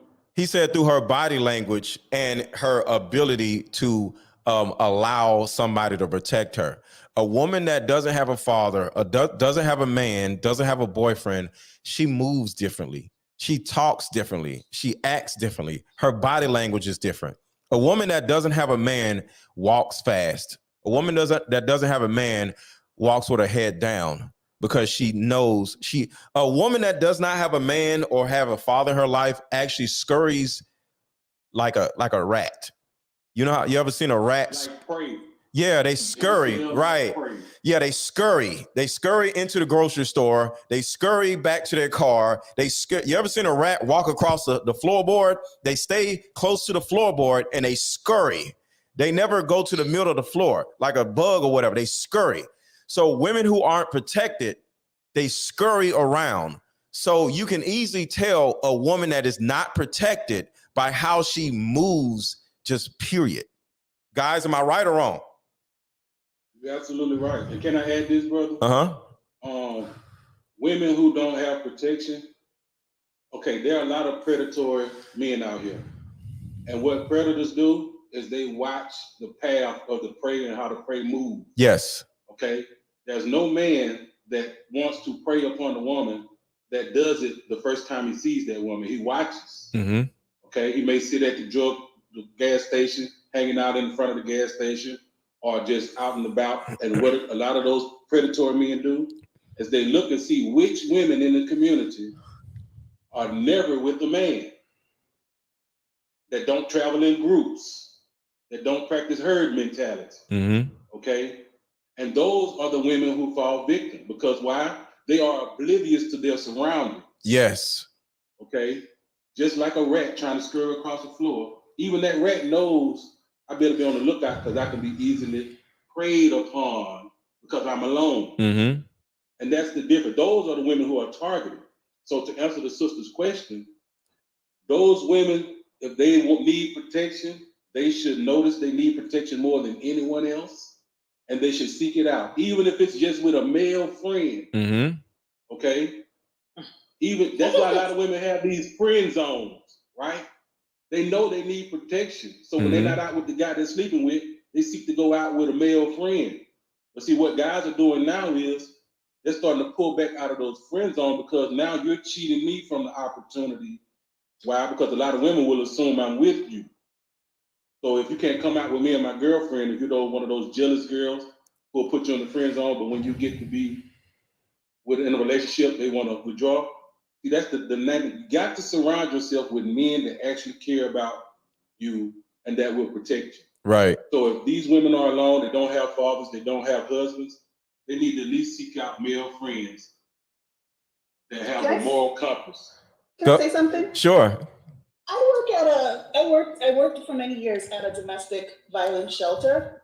And what you're saying is women without male protection are they scurry and they are skittish and they're victims.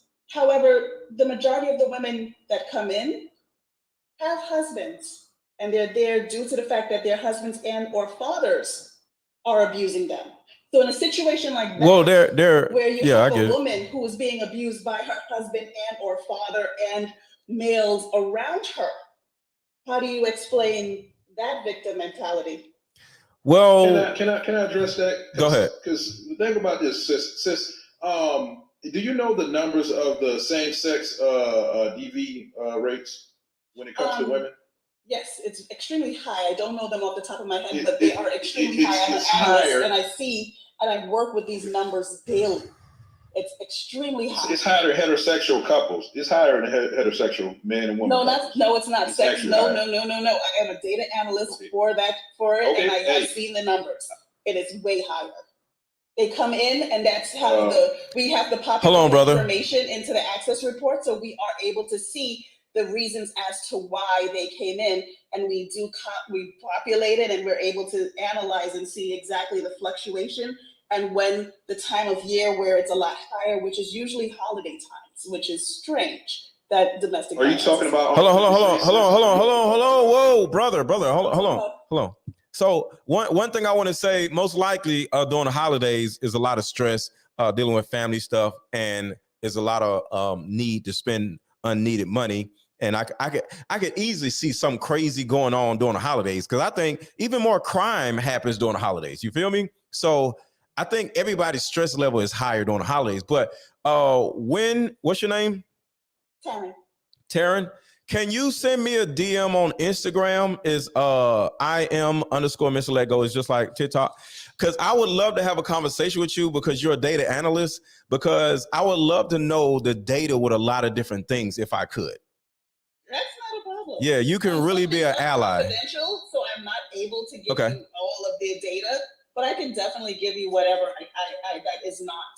Yes. Okay. Well, yeah, send me a DM on here and on Instagram, because I don't want to miss you, once the show is over. I would love to just get a better understanding of what the actual data is, because people on YouTube, so-and-so percent of this, and I'd be like, all right, is this true? You know what I'm saying? But you being an analyst, you would actually have the real, right. That's what I'm saying. I have the raw data. That's why when people say same sex gives more, I'm like, honestly, they do have a high number. but it's not higher than a heterosexual relationship.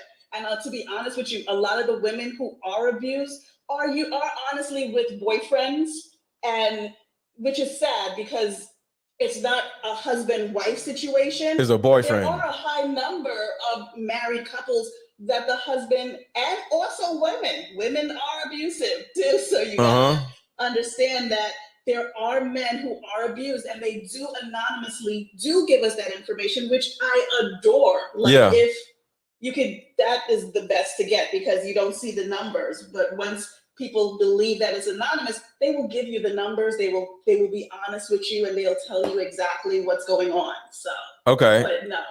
All right. So is the highest. So I want to say this to the brother on here. I don't want to I just want to I don't believe in all these debates. I think a lot of people want to just come on and say, well, this is higher than it. I don't care. All right. So I want to learn more, but I just know that there's a problem. You know what I'm saying? So whether same sex or who gives a shit? It's about something happening and there's a problem. You know, so that's the number one thing I just want to focus on, because y'all love arguing about who's better, more, worse. Who cares? So with all that being said, of course there are husband and wives that are being hurt by their own person. That's a different story. We're just simply talking about protection of the common woman. So let's look at this scenario. If a woman is being accosted by her own husband, we have to call the police, because we can't intervene with that, because that is somebody's wife and that is somebody's husband.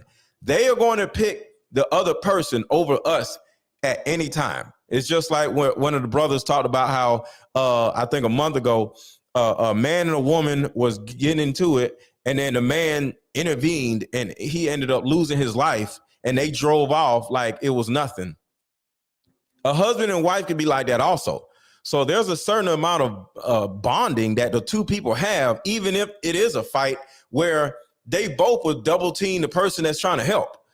So we have to always, as men, understand that anything that we do outside of the normality of life can end up with us losing our lives. So regardless of what, we have to protect ourselves before we protect a woman from a man. But go ahead, y'all. And hold on. Let me read these super chats on YouTube. Common sense expert. Thank you for the super chat. That's why Sierra dressing out here, we wouldn't know she was married if she wasn't a celebrity. Government assistance has women thinking they don't need a man. Yeah, that's a fact. That's a fact. Because I would not protect Sierra because I don't respect her husband. That's a fact, because he doesn't respect himself, and Sierra doesn't respect herself because of how she dresses and how she represents her husband. So yeah, the way Sierra acts and dresses, because she's out here half naked doing some more stuff. There's no way in hell I'll protect Sierra, husband or not, because her husband does not respect himself, because I would have been divorced her ass. So go ahead, guys. Can I add to your point about the husband and wife scenario and protection? Yeah. That goes to the point I was making about there are a lot of men out here that will sit back and watch a woman and see which women have protection, which women have men in their family, which women are attached to a man who would protect them. And a lot of those men find women that are unprotected, and they marry them because they know they can abuse them without intervention. And I guarantee you, to the sister that's a data analyst, she could tell you that a lot of those women who are in those abusive places wind up in shelters because there are no men in their family who would take them in outside of that abuser. Right. They have to look to outside sources because they don't have families. Yeah. That's what predators do. They look for the vulnerable. Mm-hmm. So as long as we have vulnerable women, there will be men who prey on them. I'll let you know, the number one protector of women, especially in these situations, are other women. Well, we talked about that. Come in and they seriously because they don't have men. Because they don't have common sense. You also have to remember that there's a lot of men who don't want to do it. So it goes back with what I said. You're talking about a minority of men who actually do want to be involved in their children and wives' lives. Actually, no, I can't let you slide with that. Actually, that's false. I've been a barber for almost 25 years. There are men who will shelter their abused sisters, abused cousins, even abused friends. But what she has to do is take the initiative to get out of that man's presence who's abusing her and not contact him any further, so that she does not put the person who's sheltering her in harm's way by that abuser trying to track her down. And that's one of the main rules, that when these women go to these shelters and get protection, they cannot contact the abuser from that shelter. Okay? So, but you have to remember, so it's not a minority of men that would protect these women. They're actually a majority, but the women don't seek them out because a lot of them have this attitude where they're either shamed or they may not want to put that other man in harm's way, knowing that she has a violent abuser who's looking for her if she escapes. That part. Remember, these women have been abused. So if we're talking about abused women, not general women, abused women. Hold on, let her finish, brother. Most abused women do not run back into. They don't feel comfortable with other men. Because a lot of them, and I'm saying it like this because a lot of women are not only abused by spouses, they are abused by family members, uncles, brothers, cousins. Right. So men become the fear. They start to fear men. Yeah. So you can't expect a woman who's in an abusive situation, and again, I'm only speaking about abused women, to seek out another man to help her if what she's always been around was abusive men. Yeah. So, because the biggest abuser is men. Help her. If your man, like if a man was being abused by only women, he will never seek out a woman for help. I agree. Because in his mind, a woman is who is the aggressor who will hurt him. Yeah. Same scenario. So it doesn't matter if it's a friend, cousin, brother. If this woman's father or uncle or brother has been abusing her, she's not going to seek out a friend. Because in her mind, the person who should have been protecting her is not. It's not.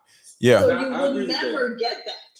Yeah. I agree with that, but that doesn't mean that there's a minority of men. Hold on, brother. Hold on, brother. We gotta get away from I see your point, but what about this? It doesn't matter. Like we gotta get away from this YouTube stuff where we want to prove a point that's better than other person's. I understand your point and I understand her point. Let's move on, because at the end of the day, who cares? I'm all gonna say who cares? This group of people is bad. This group of people is bad. Who cares about which group of people is worse? That's the thing that I never want to talk about, because who cares? Let's work on how we can deal with these things better. So the number one reason why I'm here is to let women know that if you don't have a husband, you are in danger. I grew up not grew up. When I was young, when I had, wife, kids, and all the other stuff, everybody was married. My friends were married. My neighbors were married. Everybody was married. And we had a tight-knit community where we hung out with each other. We dealt with each other. And when our kids was out of line, we knew whose kid was who. And that part right here is important. I remember one time my ex-wife, something happened to her in the subdivision. Somebody else's husband went out there and helped her because I wasn't around when it happened. Right? So when you don't have a husband, you are out of line, ladies. And that is the number one thing. I don't care who's worse. I don't care. And I know sometimes a husband be the abuser. I get it. But we got to focus on community. Family. I believe in family empowerment. All this separatism, whatever you want to call it, people just living in separate lives from each other is stupid. And that's the number one thing I want to focus on. I get it. Some group is worse than another group. Whatever. You know what I'm saying? May I say something? Go ahead. I agree. Men and women do need each other. I 100% agree that way. However, it's not necessary that you need a spouse, because I had a spouse. We had our situation, but that's our situation. He's no longer around, period, point blank. However, my father stepped in for my son. My brother stepped in for my son, and I was able to have my mother, my whole family. Like, we have such a tight-knit community, like family, that I felt that my son did not need me to bring in another man into the situation that I don't know and that I don't understand what he would want within our relationship. And or so I was lucky to, as I said, I had a good support system. So not every woman has that. I get that, but I didn't. Well, you did say father. Need a man. I would have. I'm at the point in my life where if I want one, I can have one, but it's not. I don't need one.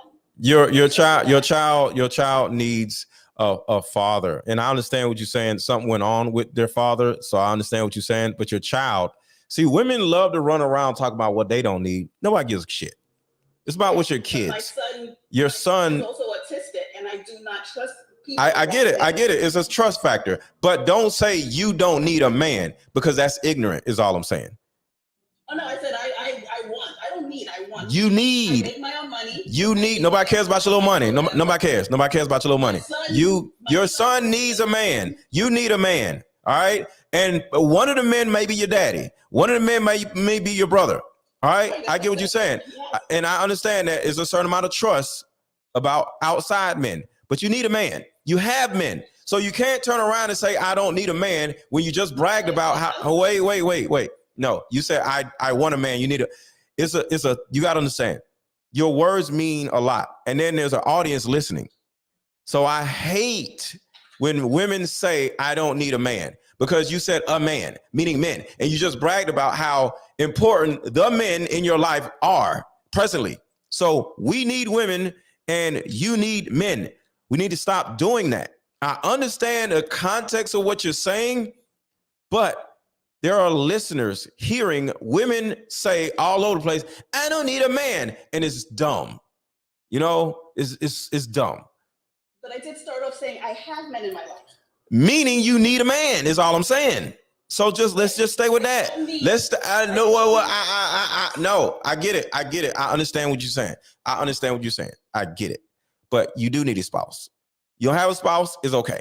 I'm sure you would like a spouse. So you need a spouse. So stop it. So I get what you're saying. But we got to stop bragging about how we don't need each other. It's dumb, is all I'm saying. It's dumb. That's all I'm saying. It's so dumb. Like, y'all got to stop with all this bragging.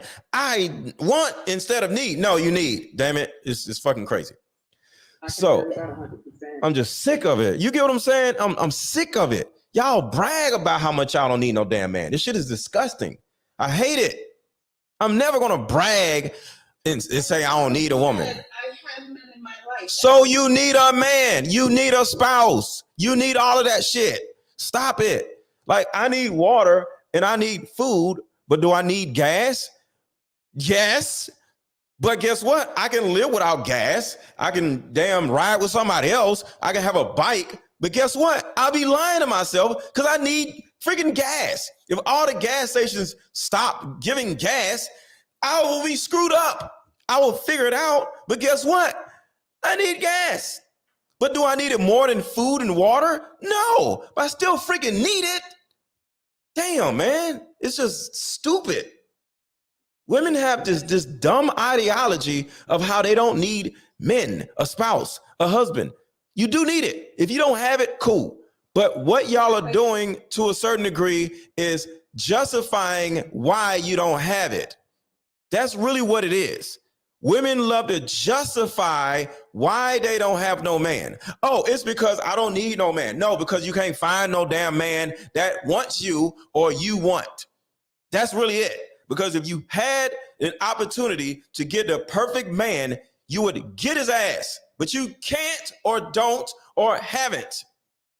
Can I come to my sister's defense, please? I think sister, I understand what you mean. What she's saying is, in this season of her life, the fact that she has an autistic son, she's not interested in a romantic partner. because those are outside men that she can't trust. And I know you understand that kind of. Because they're outside men she don't trust. But if she would find a man that actually is trustworthy, she would be with him and she would love him and need him. Is all I'm saying, right? Correct. However, and he will be so helpful where she would see him as a need. She just hasn't ran into that person yet. Correct. And if you do look, and I have men around me in terms of there are dateable men, and I have been on dates. However, there is not one man that I have come in contact with. So you are correct that I feel is trustworthy around my son. Yeah, that's and all. It's my number one priority. Right. Besides having somebody to work with. Yeah. To learn how to learn my son. Yeah. In order for us to be cohesive. Yeah. So in terms of that, when my son gets older, if that's the case, if I feel the need to find someone to be with, that's different. But at this season in my life, as you said, thank you for that. I have an autistic son, and I refuse to have someone who doesn't understand my son's needs. Yeah, but I'm not and in a situation like that, you have to give time to your spouse that he won't understand that I need to give to my son. But just remember, your spouse doesn't have their granddad in his face all the time, right? So if you had a husband that cared about your son as much as you care about him, one, it would take a lot of stress off of you, which you need because you can't do everything on your own, because I'm sure you work also. And then two, he would have a dad in his life to care for him other than just the other people in the same household. So therefore, you and him need a man, because all these other people don't live in your household. It's the everyday life that people disregard when it comes to children. Children need their dad. Children need a father figure in the house with them that you can trust, of course. And a lot of the things that ladies y'all deal with is fear-based. And I understand. It's just like we was talking about earlier about men be abusing women. Sometimes the own husband, the own family member be abusing women. So I get it. Y'all don't trust men sometimes. But stop lying to yourselves and say you don't need the right man. Not the wrong man, the right man. That's the right man. That's all I'm saying. Because young women are out here and they hear these ignorant ass women run around saying, I don't need no man. So guess what? Now she's 12, 13, 14, 17, 18. I don't need no man. It's stupid. You know? I understand. Messaging is important. I understand. Yes. That's all I'm saying. And that's the right man. Right. The right man. Yeah. Right. But then you also have to remember, you can't get any man. Because there's a lot I just said the right man. We just said the right man. What I'm trying to say is a lot of men doesn't want to take on the responsibility. We just said the right man. We just said the right man. Let's move on. Let's just stop saying I don't need no man, please. That's all I'm saying. It's disrespectful. You don't need the wrong man. Say you don't need the wrong. I don't need the wrong man. I love that. I love that. All I'm saying is it's disrespectful when women say that. And it's disrespectful to us men when you say that. All right. It's almost like talking about our mamas.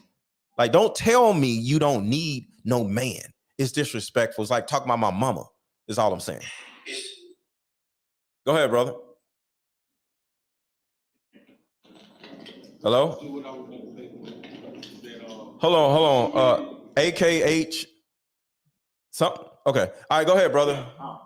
Yeah, that's what I was gonna say. Basically, just like the brother amended it and say you need the right man. Ladies, when you put a clarifier on that, I don't need a man, and say what type of man don't you need? Right. So that way, brothers who are striving to be that right type of man won't be offended, because literally, when women say they don't need a man, a lot of times that's a blanket statement. Mm-hmm. Okay. In actuality, you do need the right man to come and accent and improve your life, just like you will be accenting and improving his life. Yeah. That's why you never hear men say, I don't need no woman. Because we don't fear women like women fear men. So a lot of the things that women say is ignorant and fear-based. I understand it, but we got to stop with the ignorance. Women operate off of fear, and y'all like hurt other women with y'all fear-based bullshit. You know, mothers hurt daughters with her fear. She teaches her daughter how to fear men. Fathers hurt daughters with their fear because some fathers fear men. You know, oh, I don't want the right, I don't want a man to get my daughter or whatever, you know. So many of us as friends, parents, and siblings and co-workers, we spew out our fear. Just like with me, I'm an entrepreneur. I can't remember last time I had a job, in all honesty. I don't even know how many years it's been since I had a job and I had a boss. Do you know how many people was so fear-based and tried to scare me into not leaving my job? I left my job and started driving for Uber. You know how many people looked at me like I was crazy because I made good money at my job? I'm like, I don't want to do this no more. I want to help my community. I'm going to figure it out. Plenty of people like, yo, what is wrong with you? You crazy. You just want to drive for Uber? Yeah, I'm trying to figure it out. Now, Uber wasn't a solution, but I had to get away from having this damn job that was taking up all of my energy and time. And it worked. Eventually, struggle, I was broke, just a lot of other stuff. But at the end of the day, so many people try to scare me into not doing it. So women are so afraid of their own shadows, where every time a woman does something, it's like, ooh, don't do that. Don't do this. You don't need no man. You know, and it's sad. And I understand, but it's still dysfunctional. So I understand it, but it's still dysfunctional. So one thing I want to do to keep the conversation moving along is one of the biggest issues with us when it comes to protecting is in marriage is men and women protect each other when it comes to health also. I was talking to a woman I'm not in a relationship with or whatever. She hurt her foot. And I was like, yo, when you going to get your foot taken care of? And she's real busy. You know, she's an entrepreneur. She's like, And I'm like, yo, you going to get your foot taken care of or what? Whenever I get time, right? And she's somebody I'm watching, so she could possibly be, you know, something serious or whatever. I haven't said this, but the next conversation me and her have is going to be this. Hey, I need you to go get your foot taken care of because there may be some nerve damage. And you have this amount of time to actually get it taken care of. And if you do not get this taken care of, you're never going to hear from me again. Because when it comes to seeing somebody as a prospective mate or somebody that you like or somebody that you care about, one thing a man can't do, because it goes along with everything we're saying, I cannot protect a woman that does not see her feeling protected as being important to her. I'm not going to love you, care about you, or protect you more than you love, care about, or protect your damn self. So if you can't go and take time out of your busy schedule to go see about your goddamn foot, I don't want to be around you because I'm not going to care about you more than you care about your damn self. So I'm going to tell this woman like, yo, you have this amount of time to go to the damn doctor and see about your foot to make sure you don't have no artery. You got arteries in your foot. You don't have any nerve damage. And if you don't, you're not going to hear from me again. Because I'm not going to be caring about a damn woman or man or a friend or whoever. And if they don't care about their damn selves, nowhere in hell. And that is a part of my innate need to protect. If I start caring about a person, your ass going to the goddamn doctor, or you're going to leave my everything. You know, so one of the beauties of being married, because I was married, is you make the other person go to the damn doctor. You make take care of that other person's blind spots. Do you know how many blind spots all of us have that a person that loves and cares about us will help identify? I even have the same issue. You know, oh, I got to go to the doctor. I'm like, oh, my arm is about to fall off. I'll deal with it later. I need my woman, my wife to be like, babe, stop. Go your ass to the doctor now. And I'm like, all right. Because guess what? When a person cares about you You start caring about yourself more. So for you women who don't have no man, y'all think it's cute, but it's not. And to you dudes that you think you don't need no woman, same thing with you. It's cute, but it's not. We need somebody in our space, somebody in our life, somebody in our circle that will literally take us by the hand and say, no. We doing this right now. I'm not going to be dealing with nobody with no one arm, with one foot, with one eye. No, you going to get this taken care of because I got to be with your ass for the next 30, 40 years. Because with the woman I'm talking about, there's no way in hell I'm going to be okay with this woman having nerve damage to her foot and she don't get it taken care of. And if I actually was to choose to be with her 5 years down the road, her damn foot got to get cut off. And I got to deal with a 1 foot woman. No way in hell. So if this woman doesn't have the understanding of how important it is for her to, 1, protect herself, 2, for her to listen to me, even though I'm not her man, you ain't gonna listen to me if I make you my woman or my wife, because you ain't listening to me now. People have to be open enough to listen to people around them. And if you can't listen to a person around you, you don't deserve a husband or you don't deserve a wife. Because if a woman tells me to do something, I'm going to do it. Why? Because I want to be in position mentally and emotionally to listen to my wife if this woman or another woman becomes my wife. If I can't listen to a woman that cares about me over here, I'm not going to listen to a woman that cares about me over here. You are what you repeatedly do. What are y'all thoughts about that? And everybody in the comments on YouTube, make sure to put your message in the super chat if you want me to read it, if you got a question, or Cash App is Aaron 1000. All right, go ahead, y'all. Personally, I absolutely agree with you. I absolutely agree with you. The issue that I have, though, is humans don't do it. Like, most humans are not equipped to care enough and or to help each other out the way you're speaking. Like, I am like that. I'm like, listen, you need to go to the doctor. But then there's a lot of people that I work with and are around that hasn't been to a doctor in years. And no amount of whatever you tell them, they will not go. It doesn't matter if you're married or not. They don't need to be married to nobody if they refuse to do that, though, male or female. Right, and that's what I said. So what you're saying is correct, but the majority of a lot of people don't feel that way because they, as I said, there's a lot of people going around with hypertension and they have no idea that they have that. Yep. They're going around with many diseases and they could care less. But if you're trying to force somebody to go to the doctor because that is your spouse, that's great.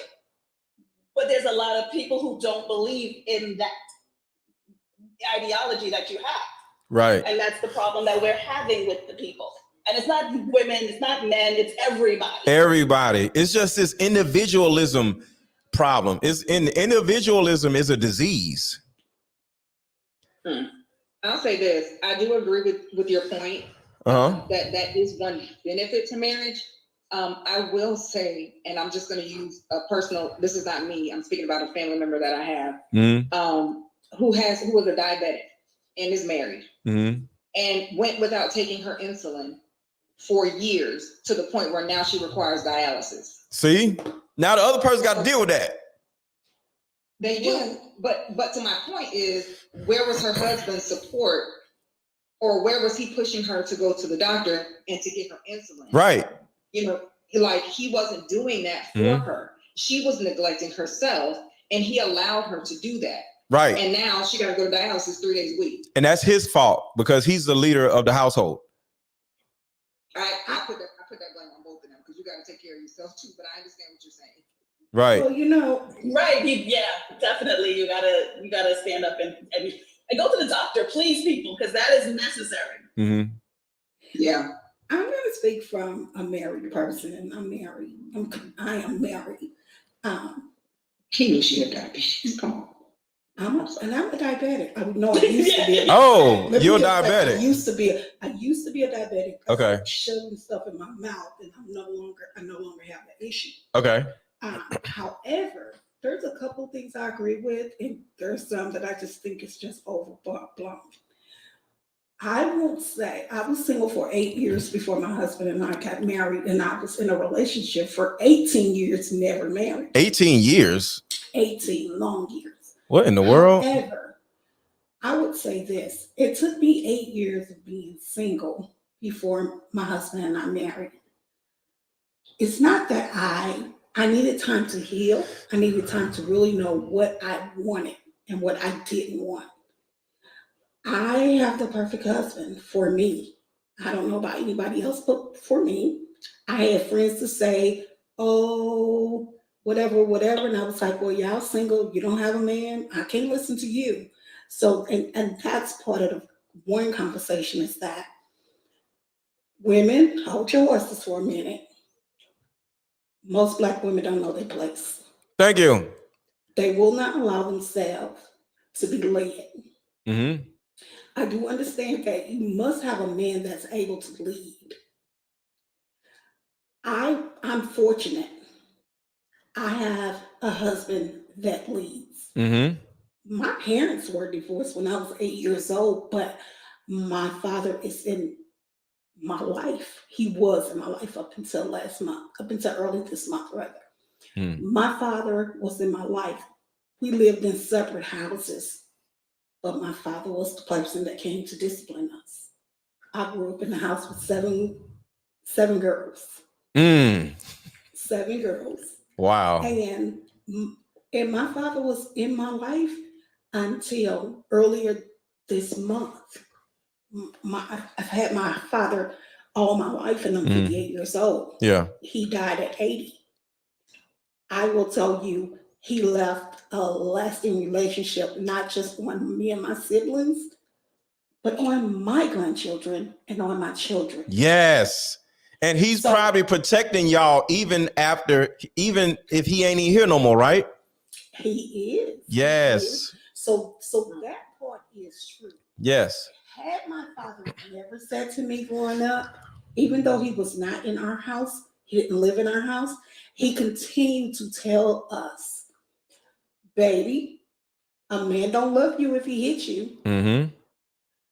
Baby, this is not what a man do.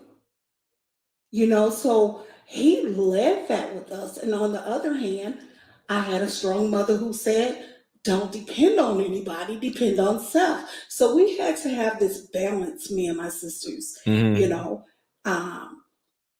my children divorced early. My daughters, they're all divorced now. But I told them, I said, okay, that may not have happened because if you're not equally yoked, you're not meant to marry everybody's not meant to be together. Yeah. And you got to know who you are, what you want, and what you are not willing to accept. And that is the marriage game. This game is work. I want to ask you a question. Let me tell you, marriage is a business, it is a partnership, and it is work. I want to ask you a question. Yes. Did your dad vet your daughter's husbands, or did they just marry the dudes? One daughter just married. And that's another daughter, we knew him. You know, it was some suspicion there. Well, first of all, he was the only kid. What that mean? And we come from a huge family. I have a blended family right now. We have 13 children between us. So he just couldn't deal with the pressure of all these people in their business or something, or what?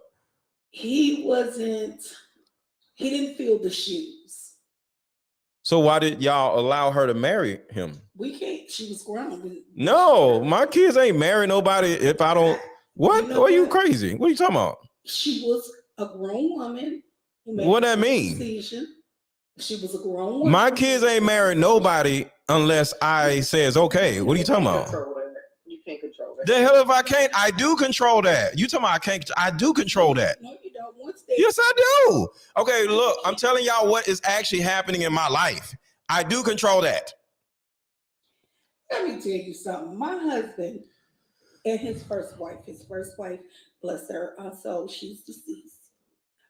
They were the Leave It to Beaver family. And his daughter married, she's a college graduate. What does it got to do with anything? I'm confused. But you can't say what they're not going to do and what they're going to do. I say what somebody is or not. I don't know. See, you got to look at. Did you follow everything your dad said? My dad wasn't around. I became my own dad. I followed what the men in my young life told me to do. So there wasn't my dad, but I grew up around some strong men, and they taught me what to do and what not to do. And I did it. Go get a checking account. What is the checking account? Go figure it out. Go get a checking account. Okay, do this. Don't do this. Don't do that. Walk like this. I'm like, okay, yeah. So I learned from men as I was a child. My dad, when he was around, when I was like 5 years old, he taught me some militant way of thinking. We used to jog to the Liberty Bell at the Philadelphia. I didn't know what hell he was doing. So I grew up learning how to follow the lead of men. And my kids grew up learning how to listen to their daddy. My ex-wife would be like, "Ooh, what's your daddy gonna say? Ooh, what's your daddy gonna say?" It always is what your daddy gonna say. Everything goes through me. So if y'all didn't have that dynamic, that's on y'all. But don't run around saying what men don't do and what kids ain't gonna do. Because my kids do what I tell them not to do, and they ain't gonna damn do it. Well, and they grown. I would say until they choose otherwise. Correct, because my dad would always say, and this is his words. He would never like tell us, but my dad would say, "Daughter, if I was you," and that was his way of giving us his opinion. Well, no, I give. He never said, "You gotta do so and so." Well, he's crazy enough to say that, but he didn't. No, I'm gonna say like, this ain't gonna work. Nope, don't do it. No, my father also did that. My father did not. He gave me a choice because he's like, This is the problem. You don't give women choices. You have to make your own decision. Women don't supposed to make their own decisions. So as a child, we were. Everything that we talking about on this show is a woman not making her own decisions, right or wrong. But that's true. But we're not in that culture. That's different. What? Culturally, things change. When I was a young girl, we had a family home, a family home. When I was a young girl, it was the grandmama, it was the granddaddy, it was 3 generations in the house. And yes, she fell in line. Yes. But then my parents, as a matter of fact, my mother is the only divorced person in her generation. See? The other siblings didn't get divorced. But don't that mean they did something right? Married. They did, but it doesn't work for everybody. Why not? It worked for everybody, but it don't work for everybody, is what you're saying. It doesn't work like that. That's why it's different. It works for everybody, but it don't work for everybody. It doesn't. Somebody that's gonna go astray.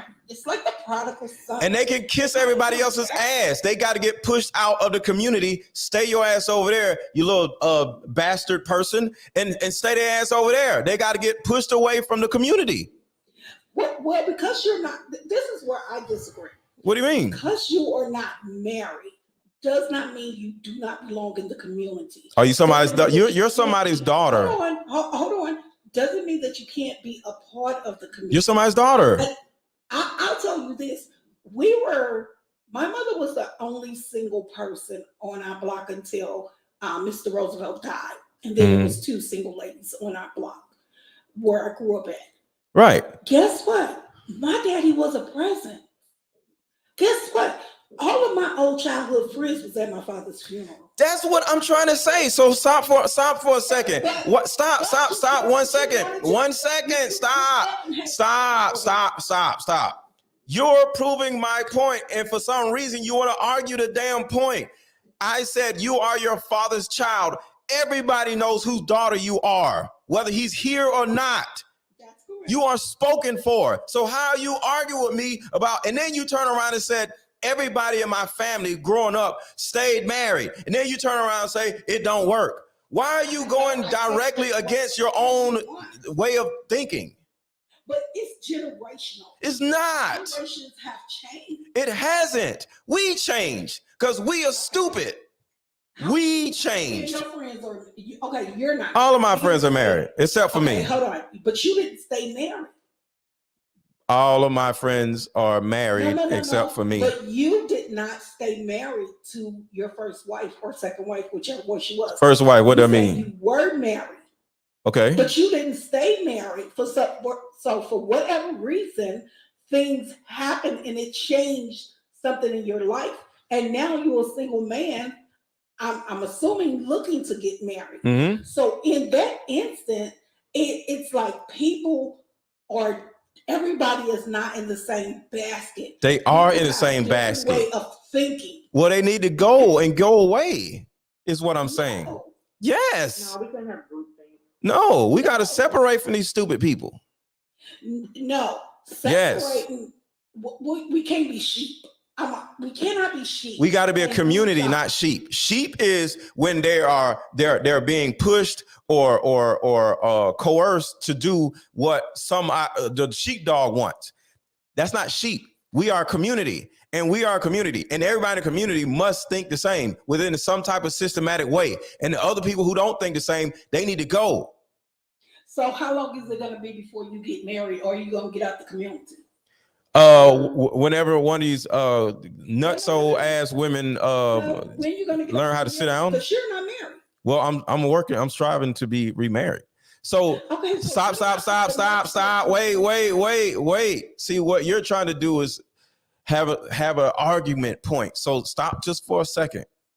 When a person is no longer married, it's not about that. It's about what their intentions are. It's about what rules they're following. I'm following the same rules. A person could be unmarried. There's women watching that aren't married. I'm not saying you are trash. I'm saying if you are not open to finding a husband and making yourself available for a husband, you're trash. That's what I said. If you don't have a husband, you are still in the community. But if you are this independent, I don't need no man person, you are out of the community because it's about your attitude. It's about what you're trying to do. Do you think like us? So an unmarried person can think like a married person because they want the achievement of marriage. It's the person that don't want what the other person don't want. That person is dangerous. Does that make sense? Okay, I can agree with that. That's all I'm saying. I can agree with that. Yeah, because we all make mistakes and mess up and do this and do that. It's about when you get off the bike, do you want to get back on the bike or do you want to do something else? It depends on how hard I fall. No, you got to get back on the bike. Yeah. Or you got to get out of the community, like you said. I want to get back on the bike. But you know, remember too that it wasn't intended for everybody to be married. I don't think everybody was intended for marriage. Well, those people don't need to be around us, is all I'm saying. Get them people out of here. Not that they're not saying intentionally, I don't want to be married. I just don't think everybody is suited for marriage. I just know because they're stupid. Oh, what do you mean suited for marriage? They're stupid? What do you think? Or just, I have known women and men that are stupid. Just have not gotten married. They just have never. Why? Spouses. I can't answer that for them. So in other words, they think they don't think like us, right? I can't say that it's not. I can't say it's malicious in intent. It is malicious. It's malicious to yourself. If you don't believe in settling down, I believe in polygamy also, right? So if you don't believe in family, so forget about marriage. If you aren't marrying people, whether it's legal or whatever, the other way of the polygamy, if you don't believe in family and having or becoming a family in order to raise these kids and becoming a community with another group of married people, you are trash. So if you don't believe in marriage, you don't believe in family. So if a person doesn't believe in a family aspect of it, they got to go. Some people don't want family. Some people don't want children. Okay, they got to go. They got to go. They don't want children and a family. There are people who don't want children, yes. Well, if you don't want children, it's not a fantasy. There are people who do not want children. That's just. But it's something wrong with that person. There's something wrong with those people, and they got to go. I believe that it's not. Look, it is not. It's not really selfish to not bring a child into this world at this time. Understood. I understood. You're right. However, to build community. If let's just say, for instance, every now and then I go to the women's shelter and I speak because I was a single woman once before. Mm-hmm. I was a single mother. I know what it was to struggle.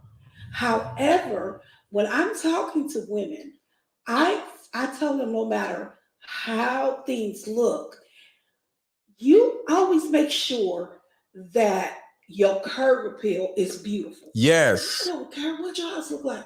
I need your curb appeal to be beautiful. Mm-hmm. I need you to want to come home. Yes. I don't care how it is. I need you to want to come home. I have another thing. Well, my mother, making up the bed. Mm-hmm. Because when you get back in the bed, if the bed is not made up, I need to make it up before I get in it. But make up your bed. I talk as if do little baby steps. Yes. So when you have conversation with young people, we sometimes have to have baby steps because I'm from a different generation. I didn't have cell phones. We didn't have television went off at night. I agree. It actually ran out of programming. It just like boo. Yeah. It just went Yeah. So we didn't have access. We didn't have access. Yeah. We were actually talking about the kids have too much access. Yes. Too much. Parents need to lock content for these kids. Mm-hmm. And wait, you blocking content? Ain't you telling your children what to do? Ooh, ain't you against that? No. Oh, okay. I'm just making sure. But look, my son is 16, and he has a job now because his mama has really taught him how to manage money. Yeah. And he was like, I gotta quit playing the game, Granny, because I need some money. I need to go to work. Yes. And it's how you teach them. I've always told my son, I don't know why you think you wouldn't need a job. You see me go to work every day. Yeah. You see Troy go to work every day. Is he a loser? Who, my son? Yeah. Why you don't want to get on job? No, it took him a minute to catch on. I had to cut the purse strings. Okay. Oh, so hold on. Were you over mothering? Tell the truth. Tell the truth. Thank you. Yeah. Thank you. That's all I'm saying. Thank you. Yeah. That's what I'm saying. I cried a few times. I wanted to let him come home, but I was like, no, you're gonna have to sink or swim. Thank you. Yes, you're gonna have to do it. Yes. But we have to teach younger parents how to be better parents. Meaning community, right? Meaning abstinence. I agree, but community has to be there for abstinence to happen. Is all I'm saying, right? But you talked a lot about women, but what about the man's role in the community? Men leave home more than women leave home without the kids. No, they don't. What do you mean? Leave marriages? What are you talking about? Leave home? They leave household. They leave. No, they don't. Behind. No, they don't. Women, men leave. Baby daddies. They're when you gotta. Let me say this. Hold on. Stop. When you have a baby daddy, there was another household. You just had a baby with a dude. Okay, so dudes, yes, leave. So daddies, that's not a household. You got a baby daddy. Hold on, my brother. I'm gonna put myself out there. My children have different fathers.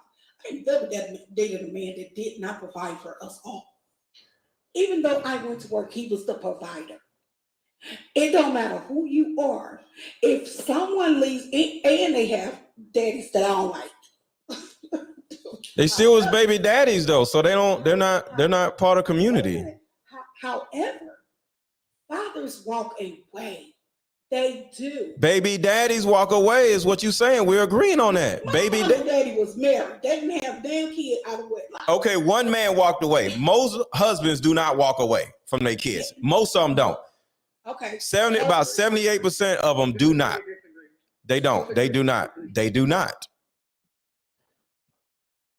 Women leave marriages way more than men leave marriages. But I don't want to go down on that tangent. But we're not going to say men who are husbands are running around leaving their families. baby daddies leave their families because they weren't a family in the first place. Because you can't tell a person that they left the household, left their family, and it wasn't no damn household. You know, so let me read these super chats real quick. Ellen, thank you for the super chat. Ladies, for protection, listen to your husband, and it is wonderful being married. Thank you, Ellen. Let me see if there's any other ones. And TikTok, my phone is about to die on TikTok, so I gotta put the charger in. And these stupid new phones, you can only charge it or either have it on a speaker at one time. So I'm gonna stay on, but I'm gonna have to take y'all off the speaker and not talk to y'all until I charge my phone up, or either just in the show. But we got a new person. What is your thoughts, Emily? Hi there. Hey. I just wanted to touch on a point you mentioned just a bit ago about women that don't want children or have children. And I am actually one of those women.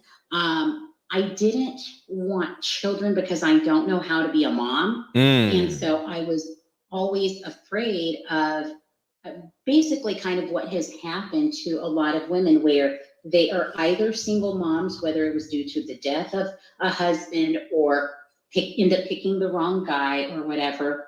But I did get married, and he also didn't want children.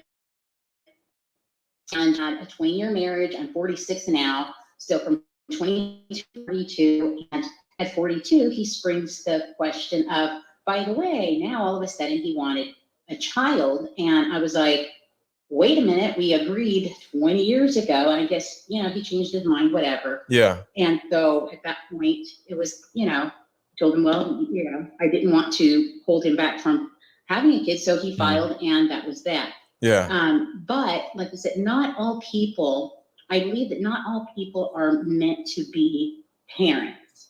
And so I made the decision years ago that I was one of those people.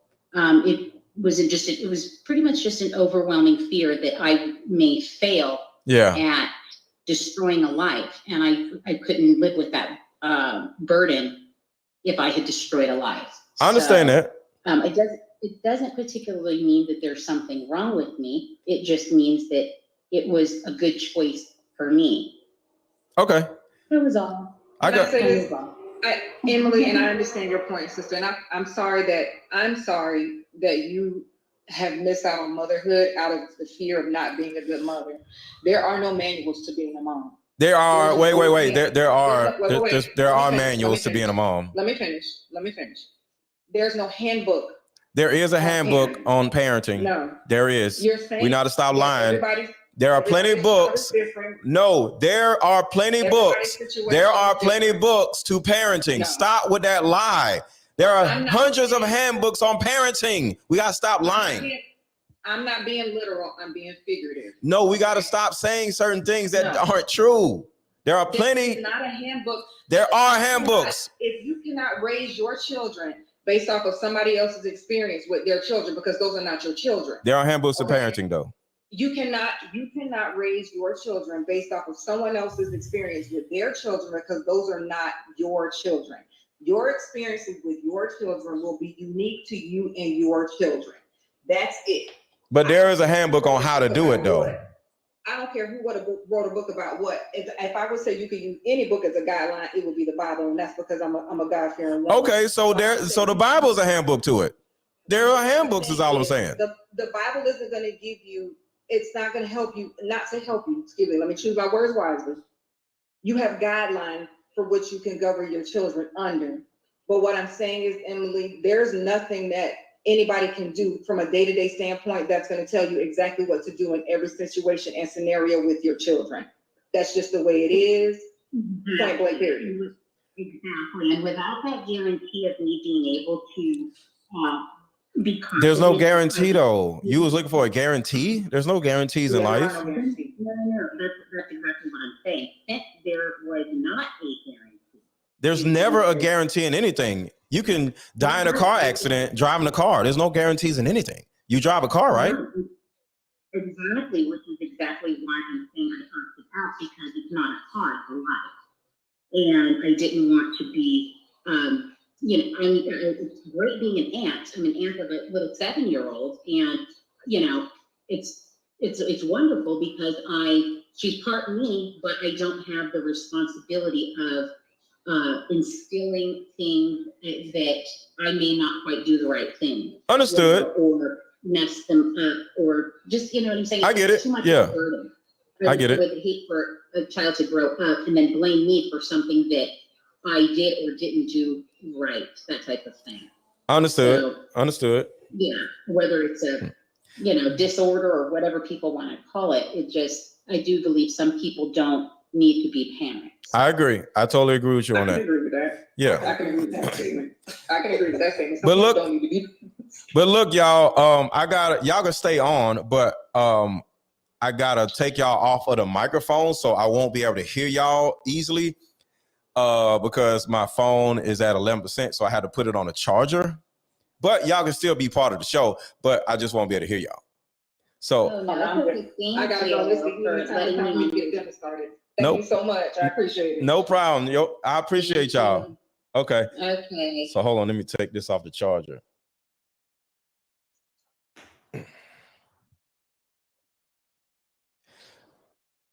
All right, so let's do this. All right, cool.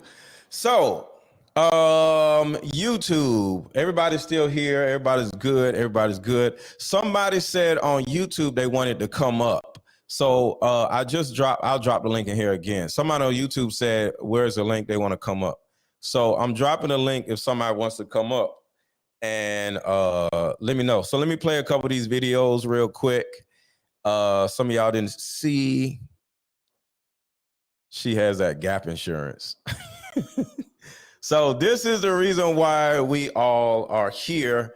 This woman right here says something profound, and I totally agree with her. So I've been hearing a lot of talk that men aren't protecting women anymore. And that's because men aren't supposed to protect women. A man is supposed to protect a woman. Now, if you want to be strong and independent and not have a husband there and have a man's protection, be under a man's covering, that is your problem. My husband signed up to protect me, not you. He signed up to protect me and the children. He is not jumping in front of a bullet. He is not putting himself in danger to make sure you are okay, so he could possibly lose his life and leave me alone with the kids. That would never occur to him. So I'm sorry. Why don't you pick a husband, get the protection you feel you deserve so badly, and solve your own problem? Because it's not my husband's. And that is real. And that is real. Yo, Instagram, if y'all want to come up and talk about this, y'all can, because I can add y'all to the speaker. So if anybody on Instagram or YouTube wants to come up, let me know. If y'all want to share y'all's opinion on this whole thing. TikTok, y'all were lit. I appreciate everybody coming up on the show on TikTok. I'm starting to get a love for TikTok. TikTok is kind of cool. TikTok is kind of cool. But that's really all I got. I give y'all a couple minutes if anybody wants to come on, hit the plus sign on Instagram or hit the link on Facebook. I mean, not Facebook, on YouTube that I just dropped in here. And if not, I am out of here. Well, she said what she said. Yeah. And let me show y'all another video that will give y'all a good understanding of how it's not a good idea to just run around protecting random women. Watch this video. Lost credit card. Sandra noticed a lost card. Hold up. Hit the like button, hit the like button, hit the like button, hit the like button. This woman tried to return a lost credit card. Sandra noticed a lost card at the counter and followed the customer who walked out last. The woman agreed, but she lied to Sandra. Later, she spent hundreds of dollars on alcohol. Sandra's picture appeared on social media, saying she used someone else's credit card illegally. So, she went to the police office to try clear her name. But officers didn't believe her, claiming that it was a criminal scheme. Miss Wilson, Would you like to provide me with a voluntary statement I don't know what y'all want me to tell y'all. I just walked in the gas station and y'all took a picture of me and ruined my life. Hold on, you gotta relax. I don't know what y'all want me to say. Only after 4 months, her nightmare came to an end. This is unbelievable to me. No trier of fact, even in the light most favorable to the prosecution, could ever think that Miss Wilson is guilty beyond a reasonable doubt. Absurd and ridiculous and wrong. And this was not a thorough investigation. The cops' bad work got her fired and ruined her reputation. So that's another example of how you run around protecting women if you want to. You're going to end up looking stupid. We have to understand that people are different than us. And if you don't have an identity, because the reason why that in particular happened is because she gave that credit card to the wrong woman. And she gave the card to the wrong woman and ruined her life. She could have easily said, wait, what's your name? What's on this credit card? What's the credit card number or something before she handed it back to her? But she didn't do it. Why? Because one, that woman didn't have a husband.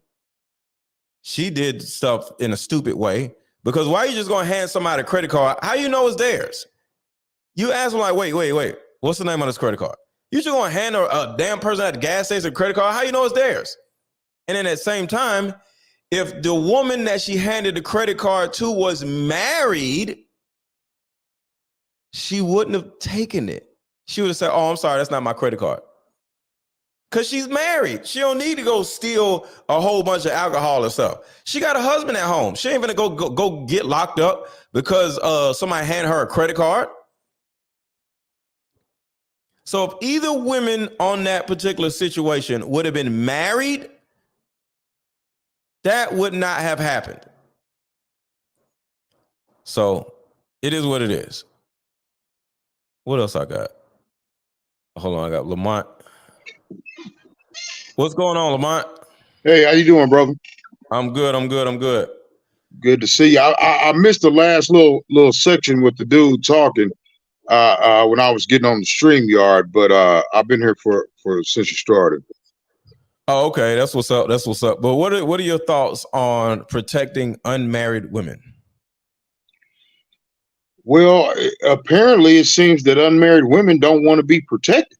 I mean, if you say that if you don't need a man for anything in your life, why doesn't that pertain to protection as well? Thank you. I mean, if you say you can handle it without us in a time of crisis, handle it. That's all I'm saying. Handle it. Right. You can't tell men that you don't, we're not welcome, that, our authority is not welcome, none of that. And then in a time of crisis, just like when you have a flat tire or your car broke down, all of a sudden you want to call a man, but we supposed to jump off our ass and run to your rescue, I guess. You know what I'm saying? I don't really buy into it, but I say, I mean, if that's the bed you made, be happy lying in. Facts. Because I mean, like you say, if I step in, even if I was, let's say I did step in, and I come into the household and I say, okay, this is what we need to do to get things together. You can't tell me nothing. Yep. You can't tell me what to do. You can't tell me how to run my life, yada, yada, yada. I'm simply going to turn around and walk back out the door. Yep. So I don't understand why, when it comes to that specific topic or issue, then, I guess we'll deal with men, because that's how it really sounds. I guess we'll deal with men when needed. But if I don't need you or you're not doing anything for me, you're not welcome. I agree. Ellen, what's your thoughts? Well, I have to agree that women do need men.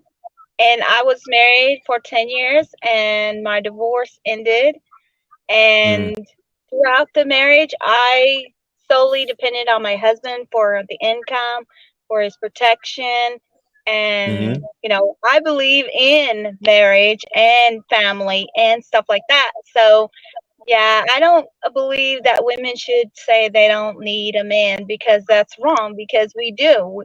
They're the strength and we're the weaker vessel So God made them our protector. So yeah, we do need guys. I appreciate that. I appreciate that. Yeah, man. It's just all these modern women. I would love for us to just live in different cities. You know, people who actually want to get married, they live in a certain city so they could find somebody that they want to that wants to get married to. You know, you got therapists in this community. You know, you got places where people go to for mental health, and mental health is like huge in this particular fantasy city. And everybody in this city wants to get married or is already married. You know what I'm saying? And then you go to the other city where all the dumb people are and where all the ingrates are and all the independent women, I don't need no man, and let them fend for themselves. And they can actually have the police. We don't need the police because we can defend ourselves or whatever, and let the police shoot them and beat on them or whatever. And we don't need no police because we can handle ourselves. Sounds good. Let them have the police. Let them get shot and beat up by the police, because we ain't gonna need the police because we can police ourselves, because we all got families and stuff. And if somebody act up, dad, uncle, the brother going to run out the door like, what happened? What happened? What happened to my neighbor? You know what I'm saying? We're gonna find them. We're gonna tear their ass up. You know what I'm saying? We police each other. Well, traditionally, I mean, men have always stepped to the role of being a protector for women. Yeah. It wasn't until it was rejected and, you know, you can't even open the door or this and that, and I'm independent and I can do it all on my own. But like I said, what I'm taken back by is the audacity to say all of that and then think that we're supposed to come to your rescue at some point. Mm-hmm. That's the problem that I have with it. Don't expect me to come to your rescue. When you tell me you don't want me and I'm not needed, I'm fine with that. I'm not going to get upset about it, any of that. I'm just going to exit stage left. I'd rather deal with a woman that wants to deal with a man. Hold on. Jeremiah, you'll mute yourself. Okay. All right. Sorry about that. Go ahead, Lamont. No, only point I was making is that I've never had a problem when it comes to a relationship in being a provider, a protector, or whatnot.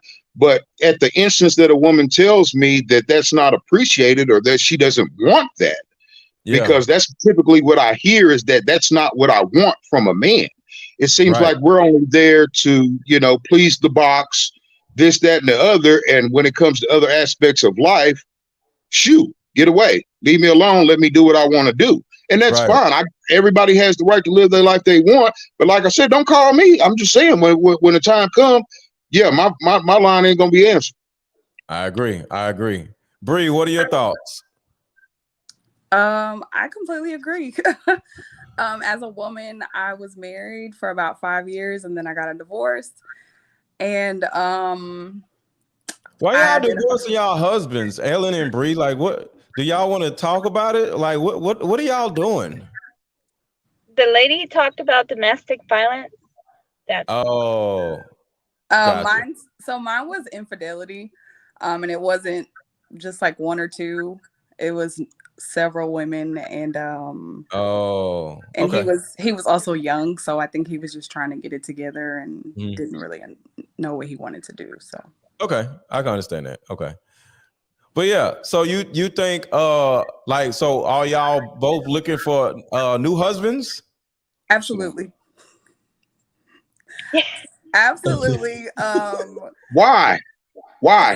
For me, not being under the protection of a man, one, is very terrifying for me.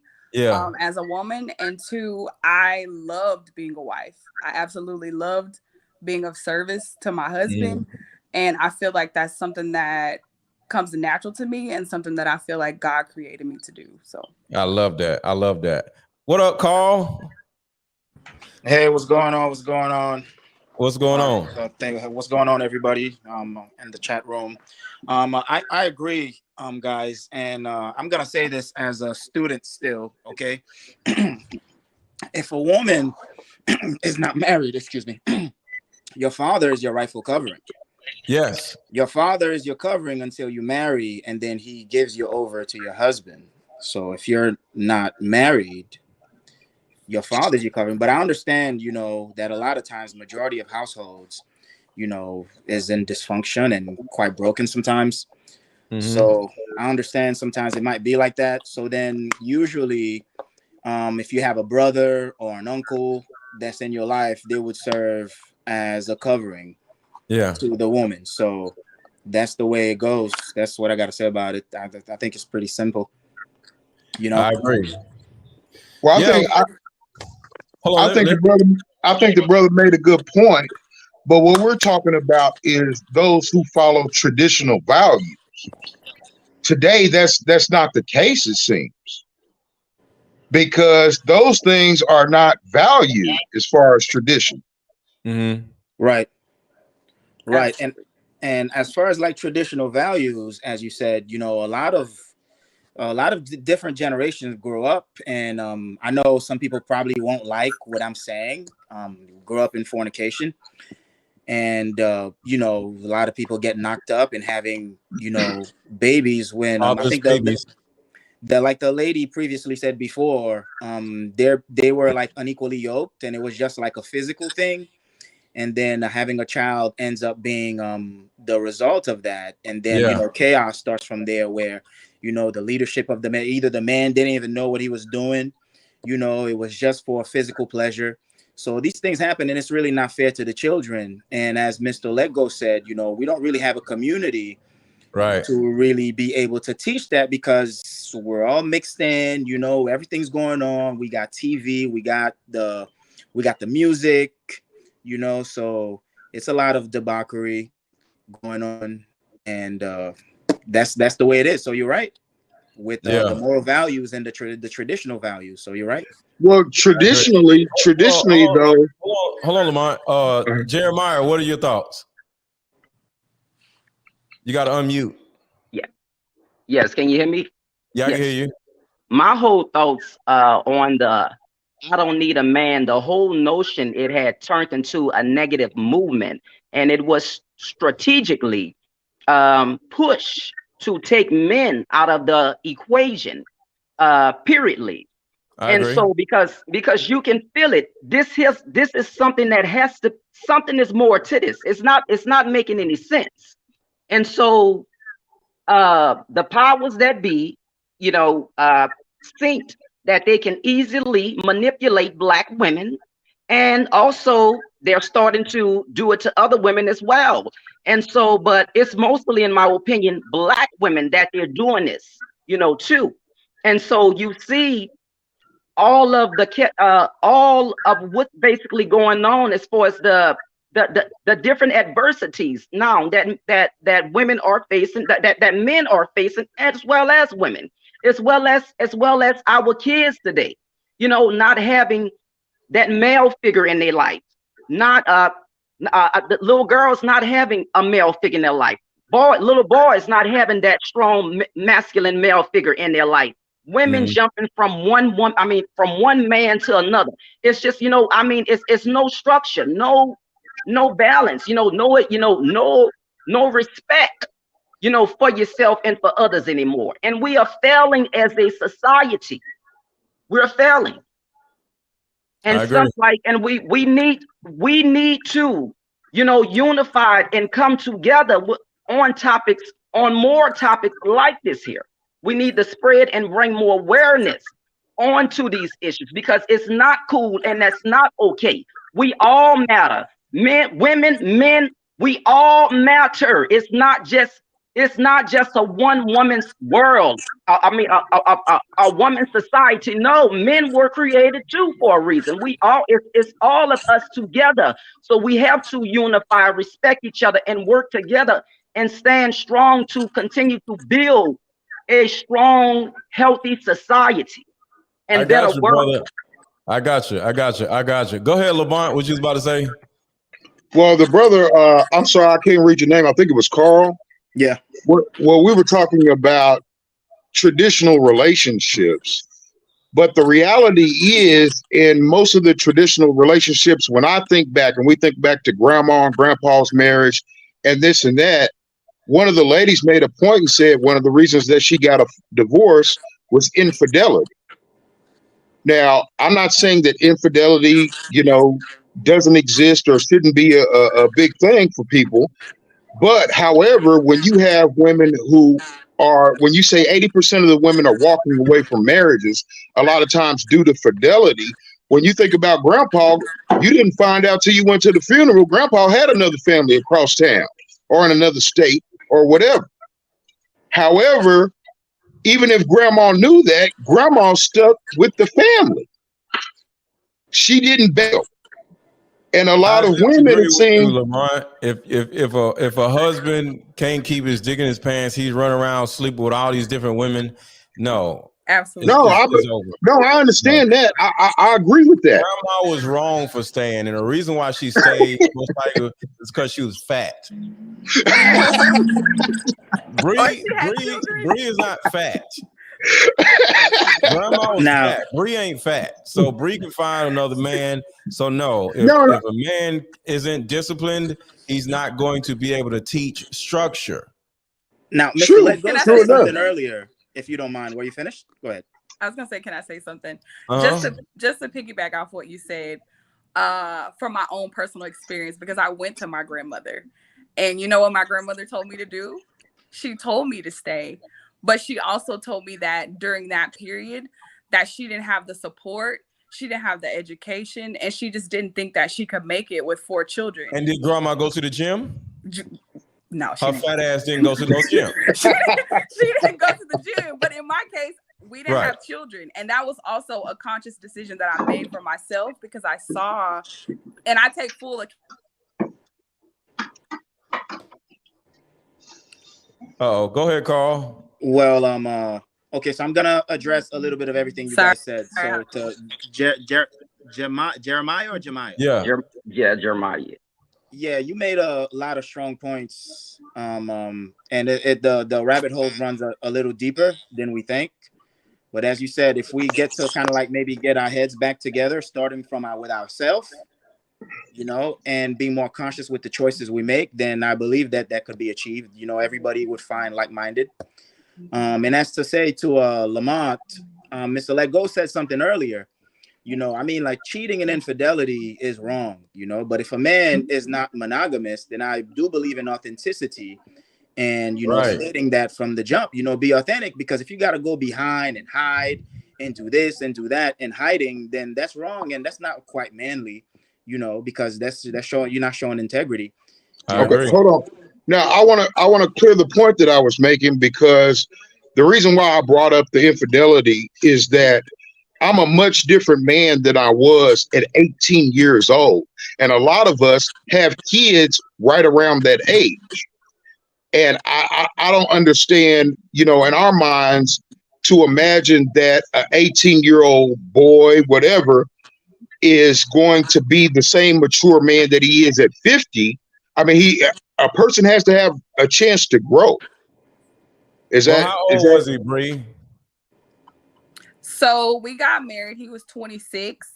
And when we got divorced, he was 31. So he was old enough. Totally understand. Yeah. I totally understand that he was still young in his manhood. But for me also, I'm like, I've given you 5 years for us to get it together. I've been with you and there's been no progress. So at what point, if I want children, because I do want children, at what point do I continue to sacrifice myself to try to grow with you and to help you get to where you want to be as a man and where I think you can be? I agree. But all right, y'all, I'm about to get something to eat. This was I think I've been on here for like 3 hours. I think this was a great conversation. I love how deep it went or whatever. So I'll most likely will be back tomorrow. So if anybody watching is not subscribed to the channel, hit the subscribe button and hit the notification bell. And for anybody on here, if you have not hit the notification bell, make sure to hit the notification bell, because my channel has been, what is the word? Demonetized? No, they demonetized it at first. And when they demonetized shadow ban. Yeah, they shadow banned my whole page, whole channel or whatever. So It's like I got 1,000 followers or something. Now, may I ask a question for you, Ron, brother? Go ahead. You are. I've watched you for a good little while. I don't know exactly how long, but you are a very positive brother. So how is it that you are shadow banned? I don't understand what's happening with this. Black women want to run around being stupid and spitting out fatherless babies like water sprinklers. So when I go against single motherhood and how stupid it is, and I tell women to go get their fat asses in the gym and go get a husband, they get upset and they don't want to hear it. So it's just due to people unmarried fatherless baby making women. To malice. Well, so yeah. But they can do that just by doing reviews saying that they don't like what you're saying. They can report my channel and all this other stuff, whatever. So it is what it is. Well, you know, they hated Kevin Samuels, so they're probably gonna hate you too. It is what it is, because a lot of people will get offended when you speak out the ugly truth. So as I said, you know, continue to work as long as you're not doing it to destroy or divide. And as we said, those who's gonna take the truth and take heed to it will do it, and those who refuse, you know, they'll go their own way. You know, you got a lot of haters, even in the chat still. We still see them, you know, you ignore them, we keep doing what we do. Right. Just keep going. That's so right. It is what it is. But I appreciate y'all pulling up. This was dope. And I'll most likely be back tomorrow. Talk to y'all later. All right. Take care. All right.